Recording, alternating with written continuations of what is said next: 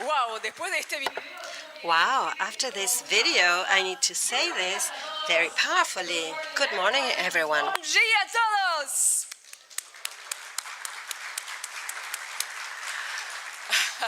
Mi nombre es.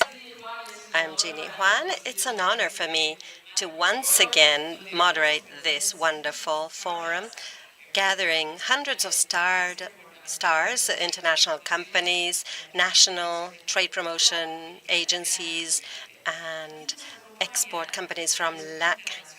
Also, international speakers and participants from all over the world, representatives from the Argentine government, embassies, and the academia. Outsource2LAC is back in Argentina. It's a pleasure to welcome you in this vibrant city of Buenos Aires. This year, we are celebrating the 10th edition of Outsource2LAC, which warrants a huge round of applause, doesn't it?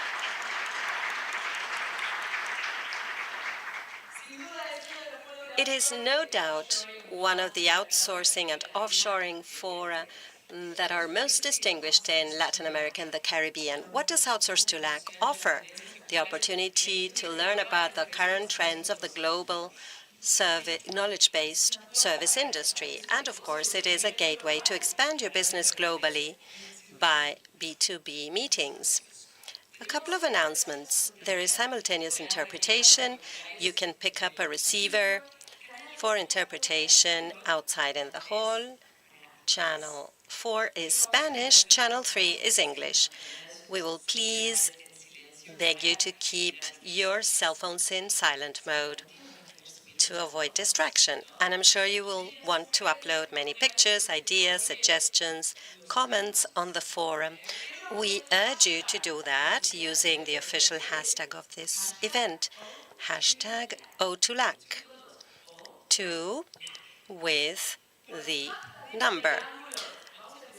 Without further ado, let us move on to today's agenda, wishing every participant success. The idea is for you to take back inspiration and a broader perspective of the capabilities and opportunities awarded by Outsource2LAC. And of course, we want you to take back plenty of new business. Do you want that too? Let's see. How enthusiastic are you today to leverage these two sessions fully? So it is now my honor to invite Fabrizio Operti to the stage, Manager for Integration and Trade of the IDB, who will be opening remarks. Let's receive him with a round. Fabrizio, you have the floor.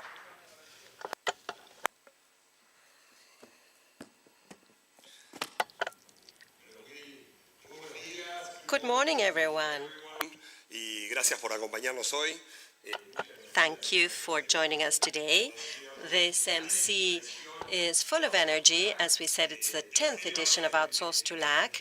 It's the third time in Argentina. And first and foremost, I'd like to thank our counterparties, our partner, the Argentine government, for their bet on this industry and this very important event for us.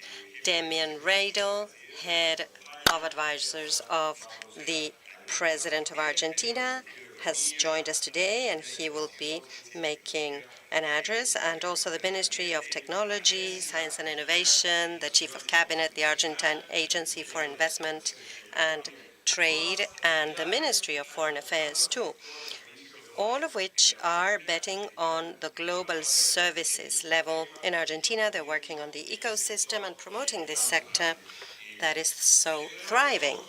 Celebrating Outsource2LAC here, or holding it here, strengthens a strategy of the IDB at the highest level. And actually, I'd like to extend the greetings from our chairman, Ilan Goldfein, who wasn't able to attend, but is very much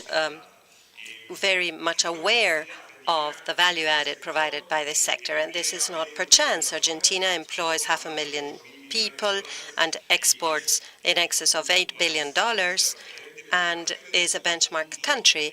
Now, the region as a whole has impressive dynamism, and this means fintech, animation, video games, software, technologies associated to agriculture, ag tech, medicine.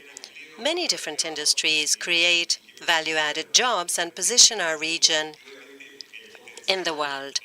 And obviously, there is potential to increase this footprint, and it is impressive, an impressive potential.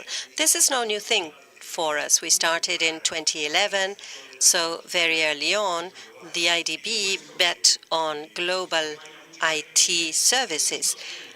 And that's a reason why many people have been in this sector for many years and are doing business. There are over 1,000 confirmed attendance today. We have 2,000 B2B meetings that have already been scheduled, in addition to 5,000 spontaneous meetings scheduled over the Let's Connect platform. So the idea is to learn significantly. There are spectacular panels, over 60 panelists from around the world, more than 60 countries represented, 22 governments from the region. So we are extremely excited about it.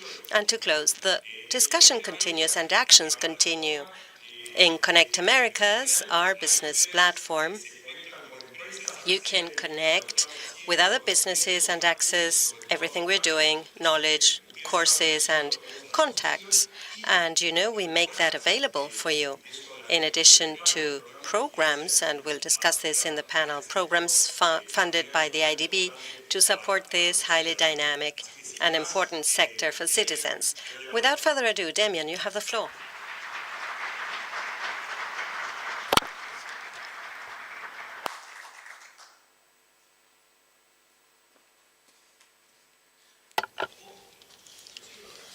Ooh, this is blinding lights.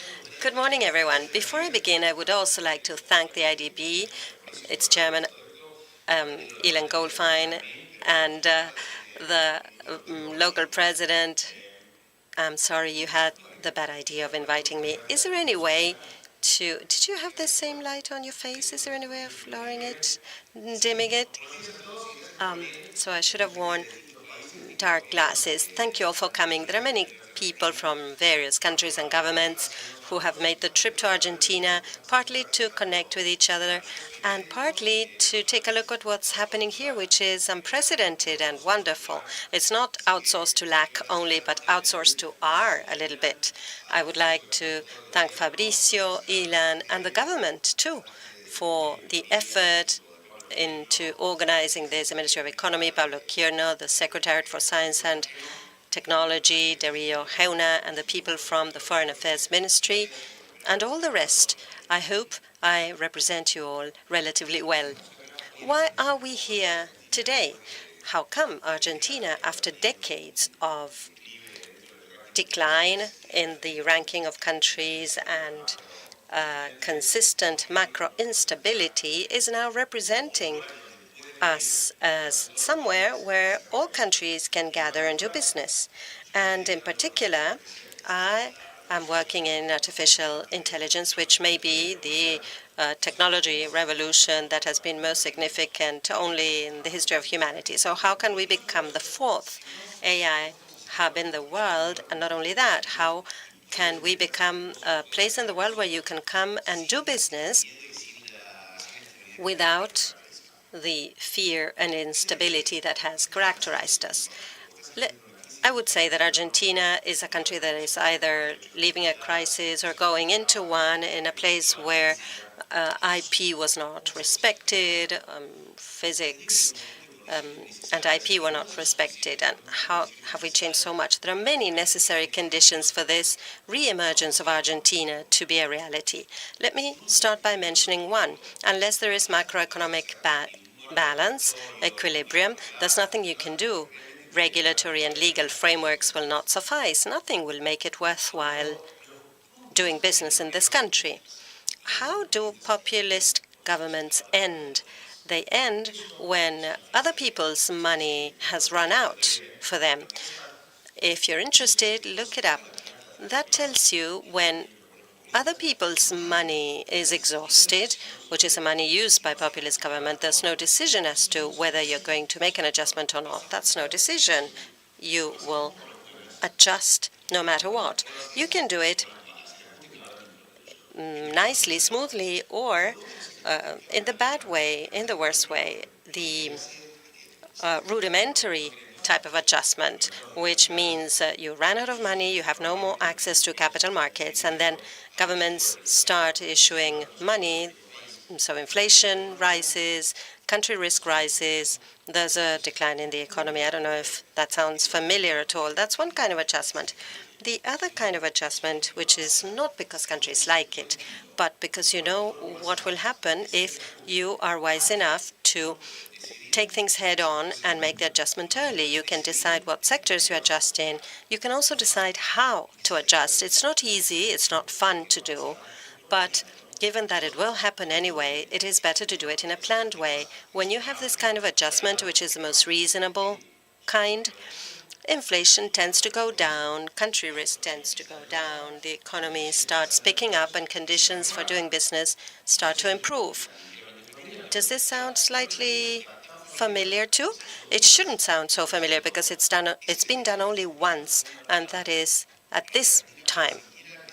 That's the essential pillar for Argentina to even begin considering the possibility of becoming an international investment forum, in particular an AI hub, so that all of you come here, and this helps you not only do Outsource2LAC, but Outsource2R, and become a place where you can work and do business.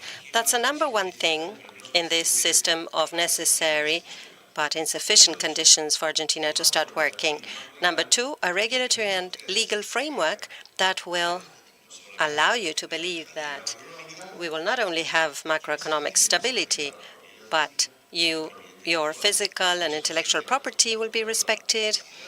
And this refers to data privacy and software privacy. So it's physical and non-physical. The RIGI, amongst many other changes implemented in Argentina, is a system whereby investments have a protection framework that protects investments mainly from who? From us.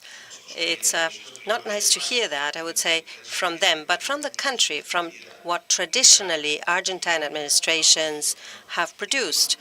This regulatory framework or legal framework allows you to invest with much more trust.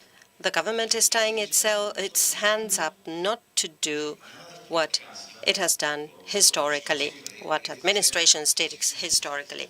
So that's why I say necessary conditions. I'm a little bit of a mathematician, so for those of you who don't know this, in certain equations there are necessary conditions but insufficient, and this means unless you have necessary conditions, it won't work, but that's not enough. So you have macroeconomic stability, number one condition, the legal framework, stressing security and certainty for you to invest, and you need to invest, and the result will be up to your ideas and talent. But at least we will not put any roadblocks. So once the government has removed all roadblocks, what do we have to offer from Argentina? We have a lot. It's not so evident because the country has been managed in a chaotic fashion for so many decades that it's had a circular decline. It's easy to be cynical because Argentina is a country of the future, and it will always be so. There are many such funny phrases, but they're cynical, but that's enough. Today we've changed, and we will tell you how. How do we make Argentina an AI hub? Why is this important specifically? To begin with, not only because it's the most important technology breakthrough in the history of humankind, just that.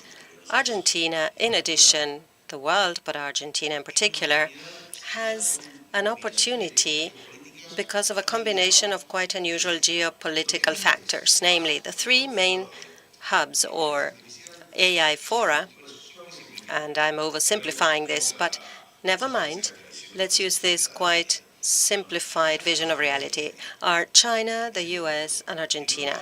Let's start by discussing Europe. In Europe, what works most spectacularly is bureaucracy, red tape. So if you want to have a place which stops business and where you'll find 1,000 ways for things not to work, that's Europe. And moreover, specifically on AI, you will see many businesses that deliver free tools to consumers. In Europe, you cannot launch certain multimodal tools because the consumer protection law prevents it. So this excessive paternalism that we are very familiar with in Argentina and Latin America, this excessive paternalism that seeks to protect consumers ends up bothering consumers, producers, and anyone else wishing to benefit from these tools. That's number one. So in Europe, innovation has been almost stamped upon, and there's almost nothing left. China is more complex. We cannot assume China will be following the same rules as the Western world, so we cannot assume strong alignment. The Western world, I mean, can't assume a strong alignment because there's a trade-off between efficiency and security. And I would say if you go to the US, which is the third such hub, there is a trade-off where the Congress of the US itself doesn't know what it wants to do, where it's going to put the regulation in the latest elections. Well, there's been a clear inclination to less regulation, but nevertheless, we don't know what the regulatory framework and attitude will be for this new technology. And all of a sudden, Argentina comes along. Argentina, which has so far not had a tradition in software development of worth of notice, because we didn't have it, but there's plenty of human capital. We have plenty for software, storage software, and in general, and this gives us an opportunity. Let me refer to the most obvious thing. There are many kinds of business and technologies within AI, but data centers, what do you need to develop data centers? Do you need large land, cold weather, which is not necessary, but it can serve to self-refrigerate or cool equipment, access to energy? I imagine you must know we have Vaca Muerta with plenty of gas and oil. Argentina has nuclear technology too, which is something we will go back to developing. This is no announcement, but it's obvious that in the world we have a nuclear summer coming along and a very high energy demand, obviously too, through AI. So these data centers, there isn't enough supply in Argentina to meet that demand. So I like the phrase that a nuclear summer is coming along, and we want Argentina to be Saint-Tropez. So wear your bathing suit, because we are moving into that summer. We have the technology, so we have technology, the land, and the new legal framework in place that will make investments be much safer and secure. We have macroeconomic balance that ensures Argentina will not blow up into pieces as it always does every 10 years. And the most important thing is we have the infrastructure for this to start happening. We have digital connectivity, we have energy connectivity thanks to the new projects, and we have the human capital of a very high quality that will start to build data centers. And once you build data centers, you will have to develop the software to manage them. We want Argentina to become a mecca of open source software development, and for the AI ecosystem to be something we can offer on every point that will help this development. This is just one of the things we are doing. It turns out it's a priority for us because I don't know if you're familiar with a leapfrogging technology, notion in technology. When you have an advancement that's not too great, when you have one breakthrough, you can leap to the border. The best known case is telephony in Africa, because Africa didn't have so many wire lines. When mobile telephony developed, Africa could be in the forefront. Today, our technology does not have obsolete technology legacy. So in Argentina, this combination of elements will allow it to leapfrog into the future. This is probably one of the initiatives we have or incentives, but if I had to summarize it, Argentina is a different country. It is unique. You can see it in the emphasis and obsession we have for macroeconomic stability, legal stability, and the fact that you're here tells me that we're doing something right. Thank you for coming. I hope you do plenty of business and have fun. Thank you.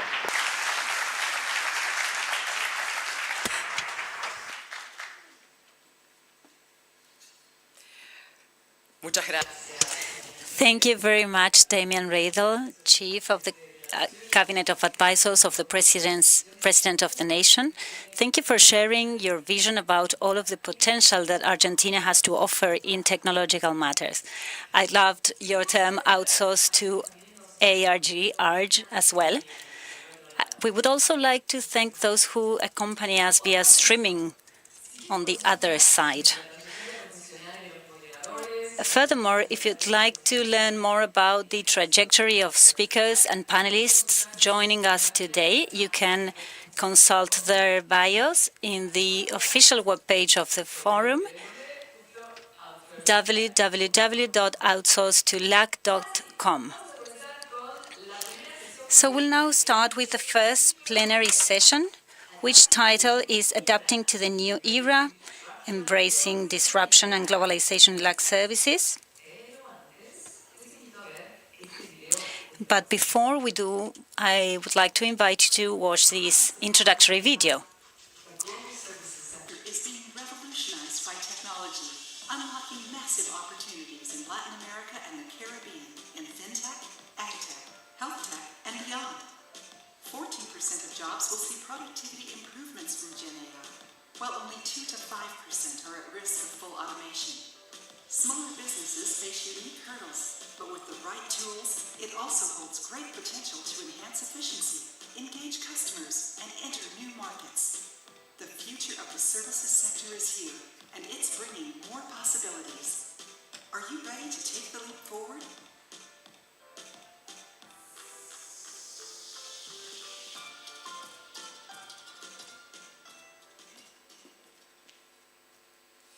Muy bien. Ahora sí queremos. Okay, great. We'd like to now introduce the great panelists we have today. First of all, I'd like to introduce the moderator, Fabrizio Operti. We mentioned he is Manager of Integration and Trade Sector of the IDB. He's already on the stage with us. And the distinguished panelists we have today are Marcio Aguiar, Director of Enterprise Sales, Latin America, NVIDIA Corporation, Marina Hasson, SMB and Corporate Scale Sales Director for Latin America and the Caribbean of Microsoft, Aline Oliveira Pesente, Co-founder, Chief AI and Product Officer of Tribe, Eleonora Rabinovich, Head of Government Affairs and Public Policy for Spanish-speaking LATAM of Google, and lastly, Fernando Montero Bolognini, Managing Director for Argentina, Uruguay, Paraguay, and Bolivia of Globant. They are all here with us. Let's give them a round of applause for these panelists that are starting today. Fabrizio, the floor is yours. Thank you, Jeannie, for the introduction. Thank you all for being here, and especially thank you to the panelists who are joining us today in this inaugural session. As we mentioned, Outsource2LAC is very important for the sector. Our region is facing opportunities and challenges. We will deal with those today, and we aim to reach to convey ideas that can be turned into actions, that do not fall into a void. We hope that out of these panels and conversations, you can take home ideas that can be implemented. We know we need to overcome failures of markets, challenges by the public sector, some of the problems that Damian was commenting on. We need the proper conditions for the sector to flourish. Services exports are growing at a 50% rate higher than goods exports. Companies are more productive than goods companies. We are generating almost 70% of employment in the region. So we are looking at an industry that has huge potential. On the other hand, there is a social and equity aspect in the employment generated in the services sector, given that the majority of employment is for women in terms of real services. And in IDB, we are a development bank with a specific financing program and specific actions program. In Argentina, we've issued the first loan with a context and a very important system of AI. We will submit a project before the government by means of Damian. We've bet on services development in Jamaica, in Chile. We're focusing on talent, infrastructure, regulations. These are all key elements for this industry to flourish. And there is obviously an AI momentum which demands infrastructure, human capital, and stable regulatory frameworks that are predictable and let the region attract opportunities. So we will begin with Marcio. We will be developing this panel in English and in Spanish. Marcio, it's a pleasure to have you here with us. He is the Director of Enterprise Sales of NVIDIA. In our region, in Latin America's adoption of technology, and how is NVIDIA positioned to support businesses in navigating all these trends that we have been talking about. Okay, well, good morning, everyone. Thanks, Fabricio, for the invitation.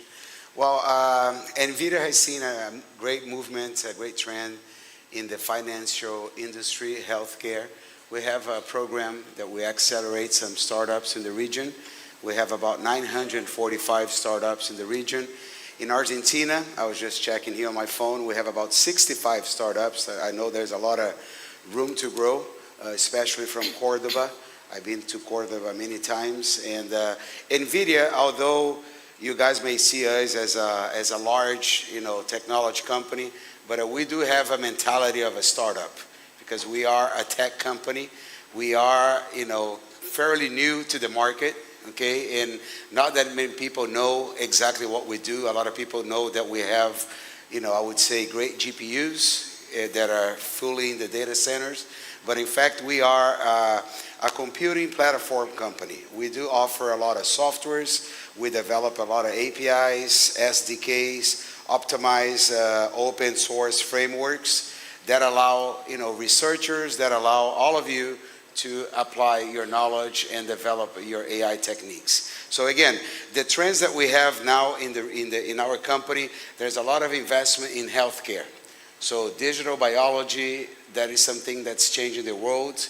There is a great responsibility that we have for the people in the entire world. So NVIDIA will thrive, and will invest a lot in healthcare and also in robotics. Because we believe, and there's been a major trend for automated, fabrics and warehouses, and NVIDIA has invested a lot in automated robots and so forth. So again, we are just starting because every meeting that I go, every meeting that we present in the region, people start to I want to talk to NVIDIA. So again, I hope that after my presentation, I'll be here for the entire 2 days.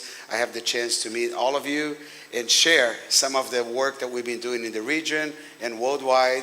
And we also have great partners that are sitting here that also have our technologies available for you to deploy your knowledge. Okay, thank you.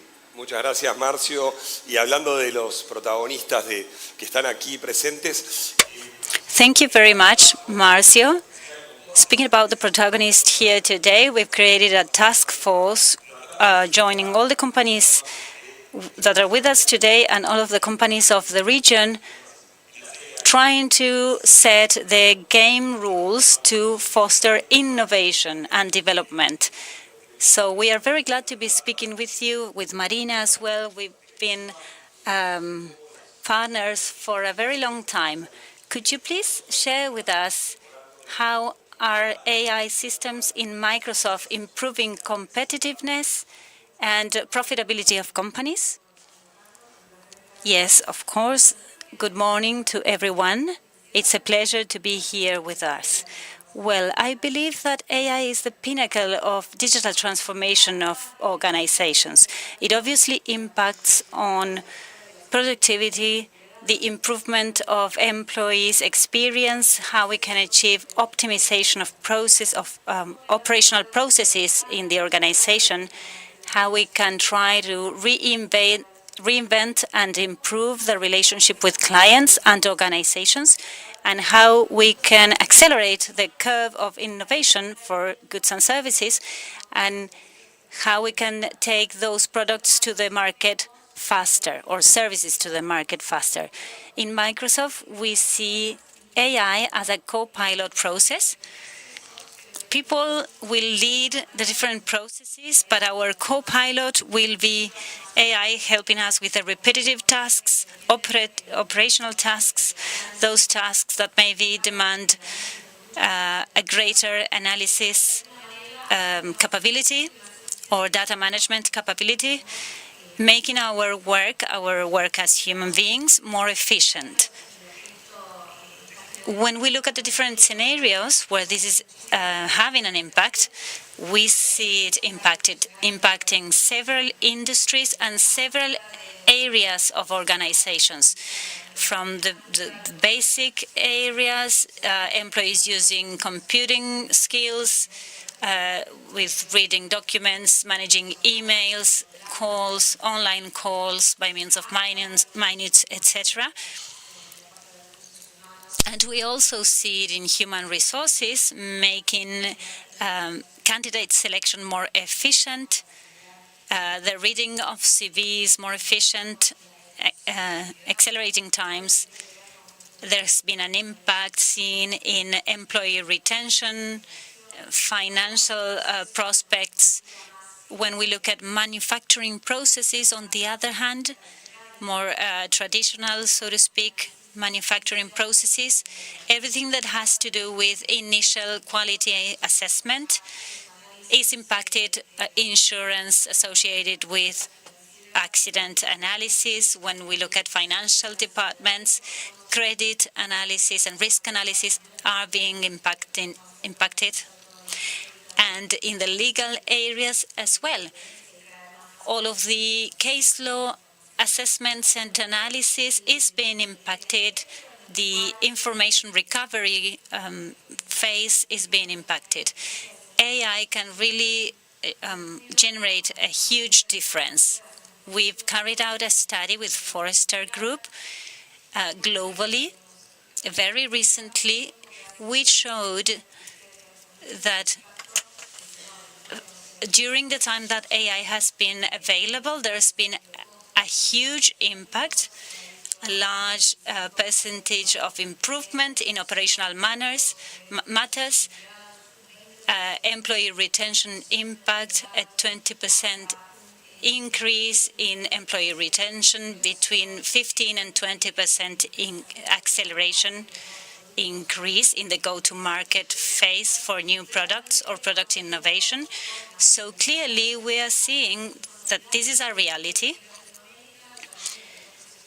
If we analyze Latin America, for instance, with other surveys we've carried out, we've seen that in the last months, 57% of medium enterprises, which one might think are not the priority companies, more than 57% mention that they are already using some AI mechanism, and 25% is planning to implement that or experiment that in the following year.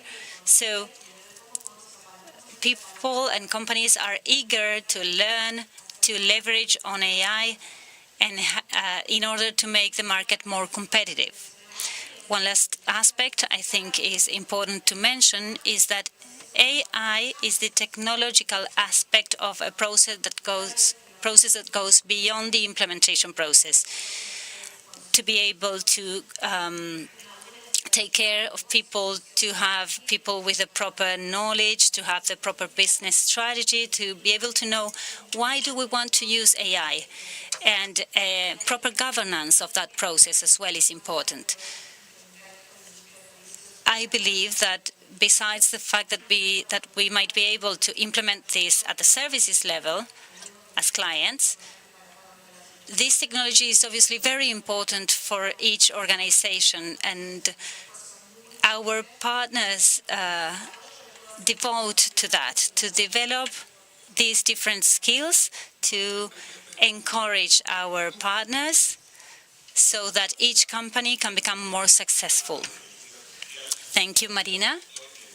Obviously, artificial intelligence is affecting all sectors of economy, SMEs. Many startups that are here with us today will continue to discuss the different opportunities and modalities in which we can incorporate AI in businesses. And speaking about business, the region is feeding the world. It's an agricultural region, but we have also services associated with agro-industry and technologies associated with agro-industry, such as Aline, such as the ones that Aline will share with us. She's the co-founder, Chief AI and Product Officer of Thrive from Brazil.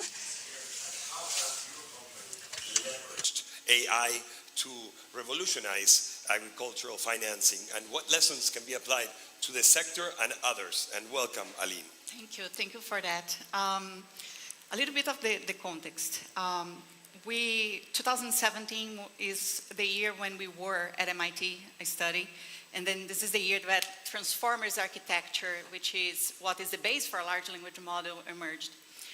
Back then, my co-founder and I, also our VP of Science, Mohammed, who works with us, we looked to each other and we said, okay, the world will scale that, right? And where this technology can be applied. And as being a Brazilian, as knowing how the agricultural food supply chain, we look at how the ag places a very important role in the world, but when you look to the capital market, it's very underdeveloped. Right? It's very hard. Nobody invests on, as a retail investor, you don't buy a stock, a bond, or anything from a capital market point of view from an agriculture. It's very limited, it's emerging, but I mean, compared to what could be the $350 billion that is to feed working capital for Brazil and US, actually was very minor, the participation. And one of the reasons for that is because the capital market has a lot of need of data and understanding of risk for them to deploy capital and deploy capital at good rates. So this is where we started our journey with artificial intelligence, actually. And we found out that actually wouldn't be as trivial as we thought, because deep learning methods, which powers most of this technology, they are very data hungry. Meaning for them to perform, you need to have a lot of data points. And also they have a second problem, which is financial industry requires full interpretability and trace of the data because it's a regulated industry. People need to know where the reasoning came from.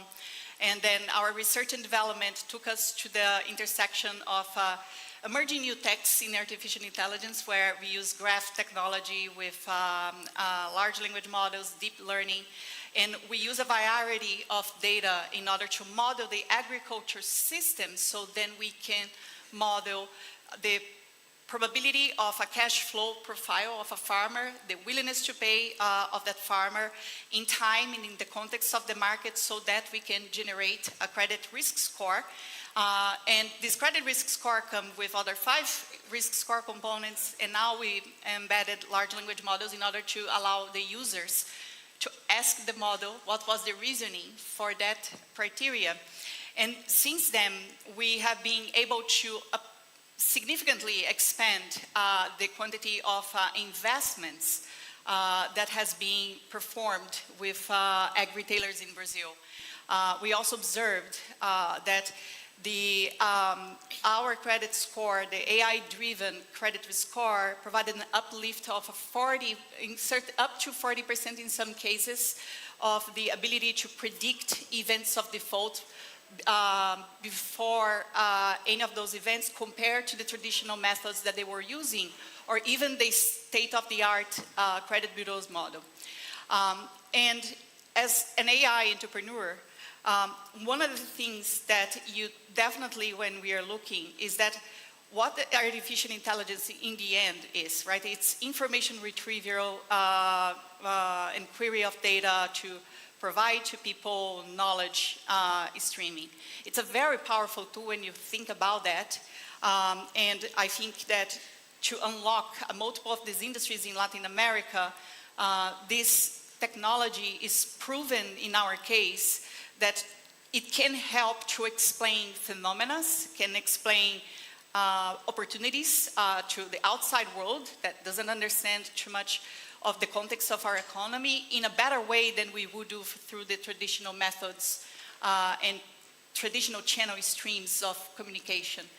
But it has been quite an intense journey, I would say. Thank you, Aline. Journey and hopefully also you meet many good partners, potential partners in this event. Eleonora Rabinovich, de Google. Eleonora Rabinovich from Google. She's a colleague and friend of the IDBs. What steps do you think could be taken, Eleonora, to encourage the take-up of AI more intensely and faster in the emerging markets you are working in? And can you give us specific examples, which are very telltale for the audiences? Thank you very much, Fabricio, and the IDB for the invitation. And I'd also like to thank the Argentine government that is co-organizing this event. I would like to go back to a notion Demian mentioned in his opening remarks when he referred to the possibility of accelerating economic growth and technology adoption, even in countries that had not traditionally had such large development. So I think that's very applicable to all emerging markets where we need to work jointly, the private and public sectors, to avoid a new option gap or adoption gap. And there is a possibility of creating an adoption leapfrogging, like Demian mentioned, in the area of AI. From Google, obviously, AI is at the core of everything we do. We are an AI-first type of company that places AI at the core of everything we do since 2016. And we've been working for over 20 years in developing AI. And currently, AI enhances every product I hope you use on a daily basis, like Maps or Gmail or Gemini, our Gen AI tool, and many other tools that run on our cloud. So everything is AI-centered for us when it comes to developing products and technology. Early this year, we published a report that we commented on extensively with Fabricio and the IDB before publication, in writing it and afterwards too, called AI Sprinters, which precisely gives you a series of recommendations for emerging markets to tap into the opportunity awarded by AI in creating economic development and social development too. And in that report, many recommendations are named, but I would like to focus on 3 strategic areas and messages that I would like to leave with the audience strategically on public-private areas of action. Firstly, it's no surprise, and Demian mentioned it too, has to do with investing in digital infrastructure. And investing in digital infrastructure is not only on the physical infrastructure, obviously connectivity, data centers, the foundations on which we will develop the digital economy, but also all the complementary elements that enable an enhancement of the industry, like availability of data and open data. And a core issue for us is the adoption or implementation of policies that prioritize the cloud-first policies, because that's a gateway on which you can implement systems and software with AI at large scale. So the first step is investing in digital infrastructure as joint work between the public and private sectors. In Google, we have a very large center of technology development with submarine cables. We have over 5 in Argentina, Tanat and Firmina, which landed this year. We are very excited about this new investment. We also have investment in data centers in the region and in cloud regions, and we are very excited about continuing to grow with these investments in Latin America. The second point is to develop AI training, another core aspect several colleagues mentioned too. We need to create a talent ecosystem at all levels that can tap on AI at elementary levels, but also at the more advanced levels, to create the next generation of startups using AI. Again, this is an area where public-private partnership or collaboration is of the essence, and we know that for governments and states in the region, it is also a core issue to create talent. We have plenty of programs, and this year precisely we announced for Latin America and for emerging markets of $15 million in a trust fund called AI Opportunity Agenda, where we are going to invest together with governments and civil society agencies or entities to train many more people in the use of AI tools. In Argentina, we recently announced that we'll be supporting 2 programs with 2 organizations from an investment of $1 million to train both students and elementary students to learn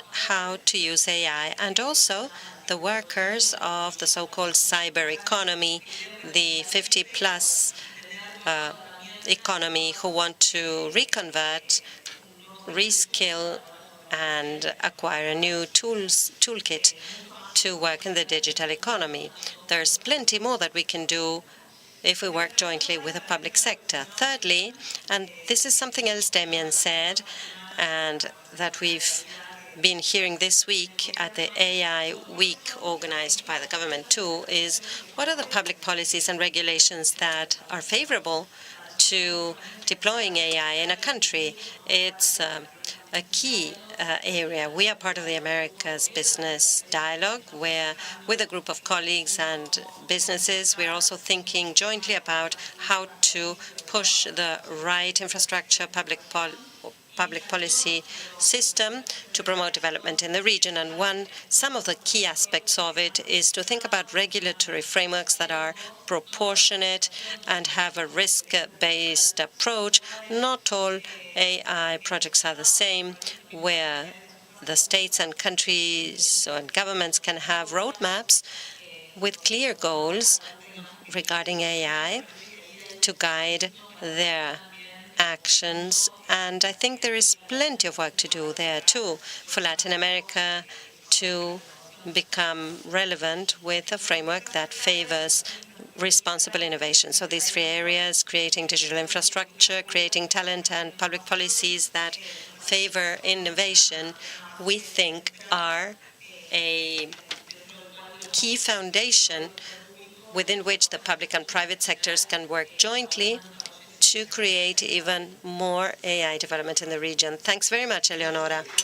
And for the audience who comes from all over the world to Argentina, the public-private alignment, Damian mentioned it. He spoke about talent, infrastructure, intelligent regulations, and that's what the region is doing. And Argentina, too, with this program, we are funding from the IDB. So the region becoming positioned in this field, being a hub, is no theory. It is the result of constant, ongoing, steady public-private dialogue, and we are including it in the financing of the sector. Speaking about sprinters, we have Globant here. Globant is part of I think it's been 13 or 14 unicorns Argentina has created. Unicorns are companies valued at over $1 billion. Globant has largely exceeded that figure. I met them when they weren't yet a unicorn back in 2009.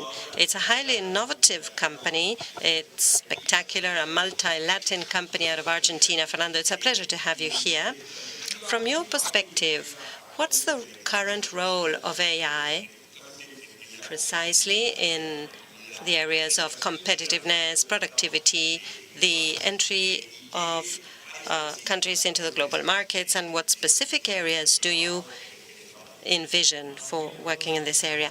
Good morning, everyone. It's a pleasure to be here. Thank you for the invitation. We have worked very closely from many of these organizations. We've had the privilege of helping them adopt AI. We see this in multiple industries.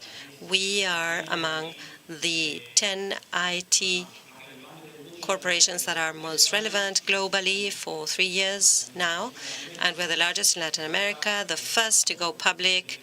We recently celebrated our 10th anniversary in the U.S. Stock Exchange. So this positioning helped us work in the region with over 1,000 organizations we've been helping in extremely diverse areas, including finance, energy, agricultural, as you mentioned earlier, and that has allowed us to think about how relevant AI is for these organizations. We live in a challenging region, used to changes, and AI makes available for these organizations the ability to adapt and predict. And there's something that's highly relevant, which we haven't mentioned yet today, is that AI is now available for all kinds of organizations, and that's something that has truly changed. If you look at it, 25 years ago, the kind of computing power necessary to run some of these models was only accessible for a small group of organizations. Today, a cell phone of the latest generations is up to 30 times more powerful than those machines. So the current access for organizations in a region, and by this I refer to all sizes, makes the development of AI vital for competitiveness. In our case, we've supported organizations of all kinds with some of our platforms and helped them in adoption. Depending on the kind of organization, we can see cases where pre-existing models are used or else they develop their own. And trying to give you more specific examples, for instance, in banking, analyzing a possible migration of legacy code. The banking sector in our country is unique. It has the complexities you may find in multiple countries in a single country. And there are many codes that wouldn't be easy to migrate. You could not do it in a couple of months. It could take up to a decade. However, by AI, they showed how this is reachable and reduced the timeline by 60 or 80%. So we've become relevant for these organizations. And also internally, we've reinvented our own industry by using many of these solutions to, for instance, tape that meeting and turn that into requirements, use AI to develop future architecture, development and testing too. And this is no magic. It's not that we can do it in a couple of clicks, but it definitely accelerates the region and places it at a more competitive venture. I wanted to give you two specific examples of why I think it's extremely relevant for the region. Firstly, on Demian's point earlier, for years we've heard that AI might create many jobs or that it could destroy them. Let's leave that debate aside for a moment. We think it increases the number of jobs, but no doubt it's an opportunity for our region, because given our level of development, if we had a situation whereby fewer jobs were created and more were destroyed, it will not be the case for a region. So for a region like ours, which has the capacity, the talent, and the history of exporting talent globally, it definitely awards an incredible opportunity for the region and as a country. So we've done it from Globant. We have 19,000 Glober's position, supporting other Latin American countries, or the 30,000 we have as a company. So we know we can do it, and we can do it from here. So it's extremely relevant in answer to your original question for organizations and the region, everything that's going on with AI, that is, and the fact that in preliminary conversations we had points in common with the colleagues here shows the relevance of this collaboration between the private and public sectors that bring up huge opportunities going forward. Thank you very much, Fernando. That's an optimistic perspective that we agree on, but it calls for these things do not materialize of their own accord. That's why we speak about talent, infrastructure, and the right regulations for this. In this second round of questions, we will go faster, more dynamically, so that all trains leave on time. Marcio. What advancements in GPU technology are shaping the future of AI? And how can companies like the ones present in Outsource2LAC use these innovations to export more services to the world? Bueno, voy a contestar en español. Perfecto. En mi portugués. I will answer in Spanish. Let's see how this goes. We have advanced a lot in terms of GPU architecture, software optimization. What I loved the most about being invited to be here with you is to be closer to all of the countries of the region. We've talked and interacted with them a lot, but we've been shy so far. We have a training program for countries, AI nations, that is investing in, for countries that are investing in data centers. But only 7 countries so far have joined us in that program so far. So I hope we'll have 20 more countries, 30 more countries joining us. We are advancing on that. GPU unit architectures are increasingly more complex, so we are developing architectures to see to the needs of softwares and artificial intelligence. We're also working to supply Google and all of the other companies. Thank you for your purchases. We are providing services thanks to you.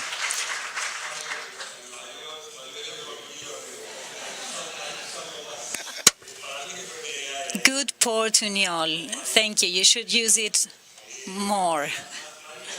That's a good option. Marina, what would you say is the role of cloud computing? Well, many have already mentioned it, but the cloud is the basis, the foundation in technological terms for AI to be developed. It is one of the largest disruptions we've had in the process of digital transformation of organizations. And basically, the cloud has allowed a democratization of technological aspects dealing with a high capacity to process information, to have technology of high quality, and a high level of service for all kinds of organizations, not only for the historically larger organizations who have always had access to cutting-edge technology. This is available for the whole world. With regards to the quality of technology and the affordability, because you don't need large initial investments, you can increase as long as you grow, and you can reduce your service as well. We need to have a new concept of these platforms. The computing capacity, the mining, the governance with regards to the data layer, how we can integrate all of these with tools and facilities for developers to actually develop programs and applications, and how all of these platforms supports applications for the end user. For instance, Microsoft 365 Office. This generates a different experience for the employee and leads to greater productivity. This is, of course, under the umbrella of security, which is a fundamental aspect. As long as we advance in this evolution of digital transformation, as long as digital channels become increasingly more relevant, it is very important to have the capacity to offer secure services. When one thinks about the implementation of AI or an AI process, the process is an evolutionary process of continuous improvement. It's not that you turn it on and off. You continuously evolve and improve. Clearly, you begin or you start at the cloud, implementing security layers, properly governing information and data, to be able to leverage on the benefits of artificial intelligence.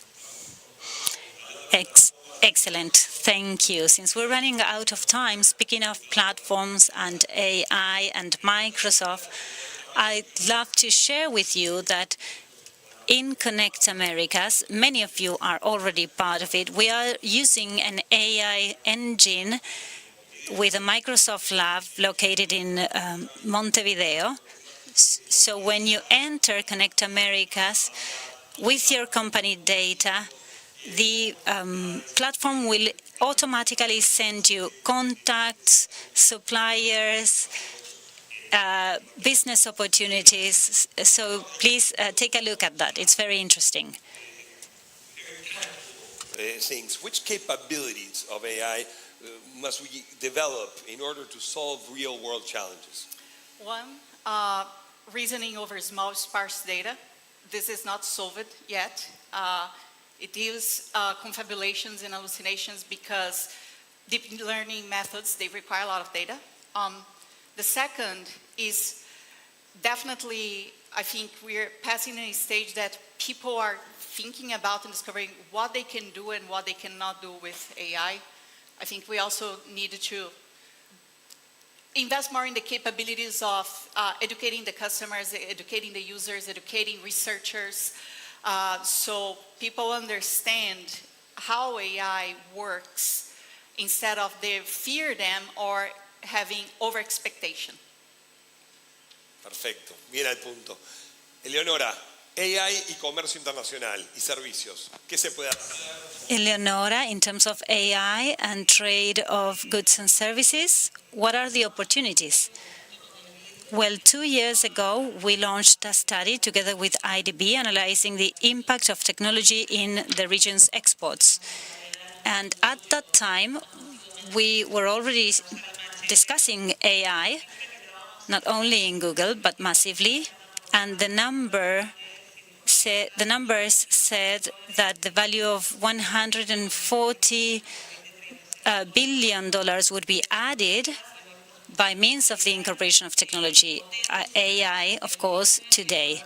So this is empowering the economy and the exports of countries. Artificial intelligence is already accelerating exports. How? There are 3 manners. Firstly, it reduces costs, logistics, processes, supply chains of many companies, reducing costs and letting them access international markets. One of the examples, by means of the use of our technology, for instance, is how many companies use digital ads to be able to reach external markets or foreign markets effectively. And many clients have had a major growth because of this. Secondly, there is the ability to reach international agents, lifting language barriers, making information accessible by means of, for instance, Google Translate, which supports over 200 languages today, including Aboriginal dialects. So all of the people, all companies can daily use these products and for business or daily life. And lastly, artificial intelligence is generating and allowing research of new products and services that will later become exportable goods and services. There was a Nobel Prize winner with a project called AlphaFold, which allows the prediction of protein amounts. So there are a lot of scientific projects that can impact future exportable products. Clivy is another example of Google, a medical platform to provide care for patients in Mexico. By means of this medical platform, which is empowered by AI and which uses chatbots, this platform aims to provide care for patients across the whole region. This is one of the ways in which AI can offer or let you create an innovative product and turn that product into an exportable service. Lastly, I think it's important for us to leverage on the capabilities of AI for all of the economies and ecosystems of the region. With the IDV, if I may, we have an online course which I would like to share with you to offer and train SMEs about AI tools. I invite you to use it and spread the word so many SMEs can use and receive training. There's also a very interesting project called Capacitar. Many companies are involved in it, and it also deals with making all of the AI tools and possibilities accessible to all the SMEs. So thank you, Santiago, from the Ministry of Economy. Thank you to the IDB for allowing us companies to work with you and improve and take technology closer to companies of the region. That's removing barriers by means of technology. Fernando, I'd like to ask you lastly to speak about the myths. What would be the myths about AI for Latin American companies? How could you help us demystify those sayings?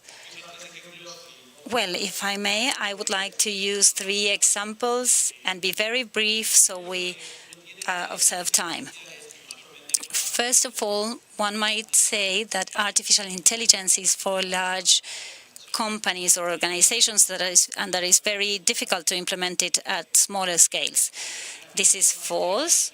I am seeing the creator of one of the platforms implemented in Argentina for organizations of all kinds, leading industries, energy industries, and very small companies as well can access this. So this is the first myth I'd like to eliminate. AI affects us all in our daily lives. I, of course, used AI in my car on my way here to help me summarize the points I wanted to share, for instance. Secondly, I'd say that it is definitely not that complex to use. There are many solutions that are already set up, and there are challenges to creating our own model. So everything is possible. And thirdly, the myth that AI will replace humans is not true. It definitely increases our capabilities. It is up to us to know how we can leverage on these technologies at personal level. There is a myth there. We can optimize our work. My colleagues have been sharing some examples. And we can improve at personal level, at daily life level, and at business level as well. So this is we can all help eliminate that myth.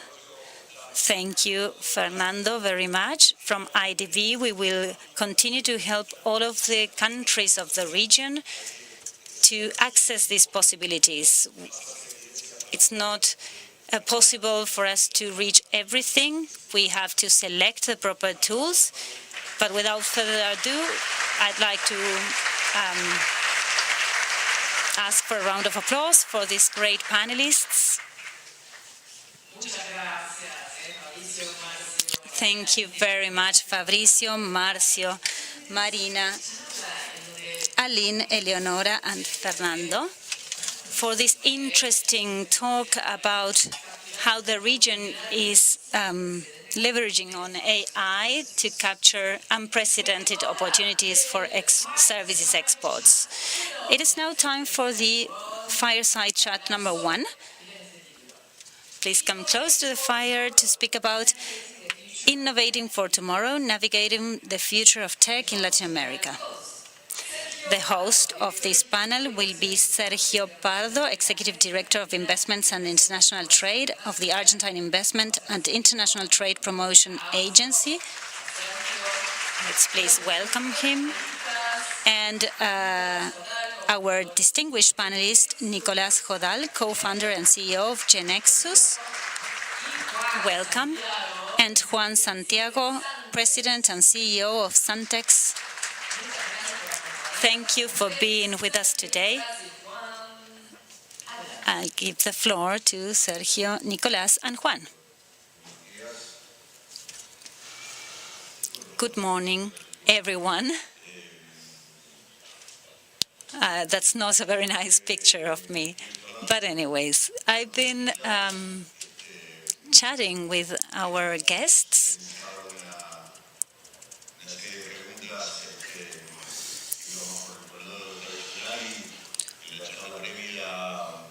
We were thinking about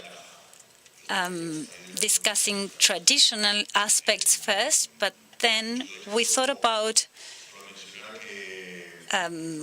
actually discussing some rather out-of-the-box matters. We are undergoing a particular context that disruptive dynamics are among us in every sector. So it's an opportunity for us to think differently, learn from successful cases, and we would like to learn from your own experience and that of your companies. And what are your predictions while we navigate this future? Whether the future is already gone, given that we are going so fast. And having said this, what are your thoughts on this? What do you think about the present day? What have you done? And so I'll start with you, Nicolás.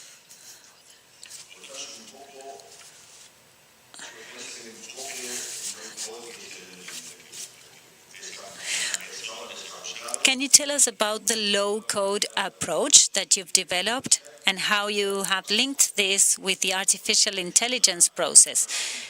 And can you tell us what happened today? I believe you've had some good news.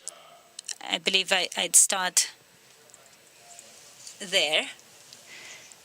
Well, the good news is that we have the pole position.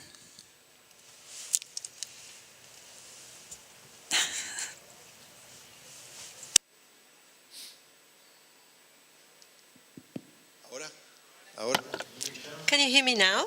Couldn't you hear me earlier? I was saying thank you. And the good news is, because we mentioned this earlier, is that we are very happy at Globant and Nexus because we just achieved the so-called pole position in a software development area, which is fixing errors. Every software has plenty of glitches that need correction. We put together an AI agent to fix errors. Not only us did it, there are many people around the world trying to do that. Amazon, Alibaba, Microsoft, all the major players globally are trying to solve that. There's a kind of benchmark, a test drive, like in a race, and we are fortunate to say yesterday we got the pole position. Today we have solved 25% of all errors. It's a team that was developed in Argentina and is ranking #1 in fixing software.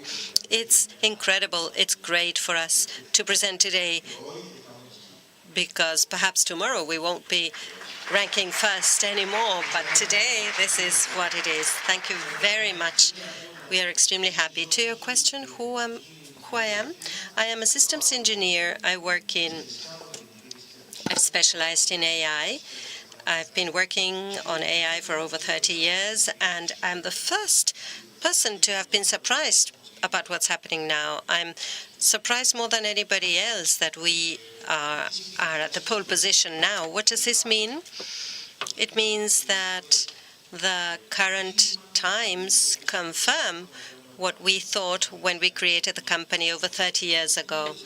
We said the future of software development is not people writing by hand, but it is there in AI agents doing it automatically. We did it 30 years ago, but now the world is getting to that position. I didn't do anything. The world came my way. Juan, same question. Your process was very unique because I understand you began in San Diego and then you came to your homeland. Can you tell us about that and what the situation is now? And the same, what do you see? What are you thinking? Can you all hear me? Thanks very much. I would like to thank the IDB. And our peculiarity in the company is that we started out of California in San Diego 25 years ago. And we created our thing there and then expanded to different countries. We are now present in 18 countries. Our main markets continue to be the US and Canada, to a lesser extent Europe, and to a lesser extent LATAM. What the company does is integrate technology, and we go to companies, diagnose them, and what we try to do by implementing AI is making corporate data intelligent to improve business rules and for them to be more proactive and assertive in their decision-making and have more information in real time. That's what my company does. To your question, I don't know about you. I am fed up of hearing that AI is fantastic and that we are moving towards a better world, etc., etc. I am in favor of innovating and developing technology. That's what we do for a living. But what I am questioned about is the human side. What will happen with the humanization of innovation? And I think it's a great time for everyone globally to rethink the definition of certain notions that need to be transformed rather than transitioned. They need to be transformed, such as the notion of progress, well-being. What does it mean to be well or better? Technology is not crossing rails. Is it doing it to improve our standard of living or to worsen it? Are we eating a better orange today, or are we eating a better orange? Because in the US, an orange costs $1, and the true oranges from the past cost $4. Are we moving towards automation with AI, or we are. If you looked at LinkedIn today, it seems everybody is the same. Why? Because all the posts are plain vanilla. It's plain vanilla because we're doing it all with the same systems, because we go to ChatGPT and tell it I need to sit at a panel and speak about this or that. What are the hot topics? If I ask the question on ChatGPT and you ask the same and you ask the same, we all get the same answer. So where will our difference lie if everything is the same, if we are moving towards the automation of everything? Do you know what the replacement is of automation in the legal sector, for instance, of plain vanilla questions for junior lawyers? It's 100%. That is, you don't need any more junior lawyers in law firms to ask plain vanilla questions. Why? Because it's been solved already. So what about that? What happens with that? What happens with the reskilling and the various geographies in innovation on AI? The productive matrix of Latin America and the Global South is different from the productive matrix of Europe or the US. If you ask the general manager of BMW in Munich if implementing AI is good for them, they will tell you it is, because 95% of their plant is based on robots. But ask the BMW general manager in Guanajuato, Mexico, and they will tell you, no way, I don't want AI, because they have 2,500 employees, and that creates a problem for the mayor of Guanajuato City and the governor, and so on. You understood the point. So what I'm concerned about with all of this is, first of all, the plain vanilla automation. We are all going to become plain vanilla. We won't be able to differentiate ourselves based on our talents and values. How can we overcome those aspects? That is what I am concerned about. And how can we differentiate the copy-pasting culture? Latin America has always copied and pasted things, laws, formats, etc. We're all copying and pasting everything, but I think that's the past. This is something we should do on a surgical fashion. It needs to be tailor-made, bespoke. We can't put everything inside the same box. That's what I'm worried about. That's what I think about on a daily basis. Aside from the technology breakthroughs, which I know will be there, the efficiencies and advantages, all of that is fantastic. However, people want to get somewhere fast, and I always ask, where? You want to go where? I don't know, I don't care, but we need to get there fast. I tell them, but where do you want to go? It's okay to go fast, but where are we going? That's what I think about. So your vision is this fast forward is one that should see us landing and combining with the handmade and the creative process and humanize that process, not just going there for the sake of going. We can't get lost on the way. That's what I'm saying, Sergio. We can't get lost along the way with automation and standardization of things. How do we preserve ourselves along that evolutionary process? I think there's a huge opportunity today. There's a great opportunity in the world to transform certain paradigms rather than transition from the analog to the digital world. We should transform along the way. That's my vision. Perfect. Very well. Back to Nicolas. You were telling us earlier that there was a whole system of automation in code generation. And that's what's prevalent today. And that's what Juan pointed out too. However, Juan is including a differential in that perspective of the automation process. Power relative to technology and innovation. Can you tell us what this means and where we are headed and what the opportunities are from this. Thanks, Sergio.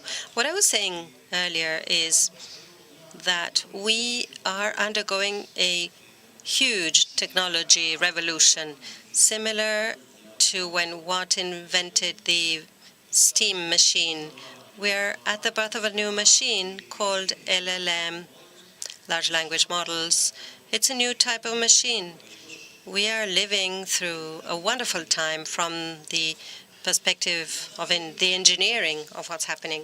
As with every other time like this, what you have is a series of fears initially, and then people start viewing the opportunities. Firstly, let me rule out the issue of fear. I think as engineers, we've made a huge sin of exaggeration. Because if I tell you artificial intelligence, you will understand artificial brain. And as engineers, we know how to make an artificial kidney, an artificial heart, but we have no clue as to how to make an artificial brain of a human, a dog, or a rat. We don't know how a rat's brain works. Neither engineers nor any other technician or scientist in the world. So what we built is not an artificial brain, and that's the first thing we should pay attention to rule out fear, because there are many things we need to regulate and do this and that, because people are assuming we're capable of building a brain, and the brain is a wonderful thing that we don't understand how it works. So that's number one. The other question is, well, then what is it? If it's no brain, what is it?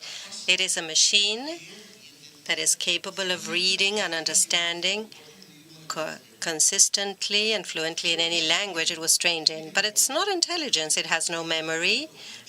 I once said this, and there was a heading in the newspaper. Nicolás Azal says artificial intelligence is not intelligent, but it's not a person.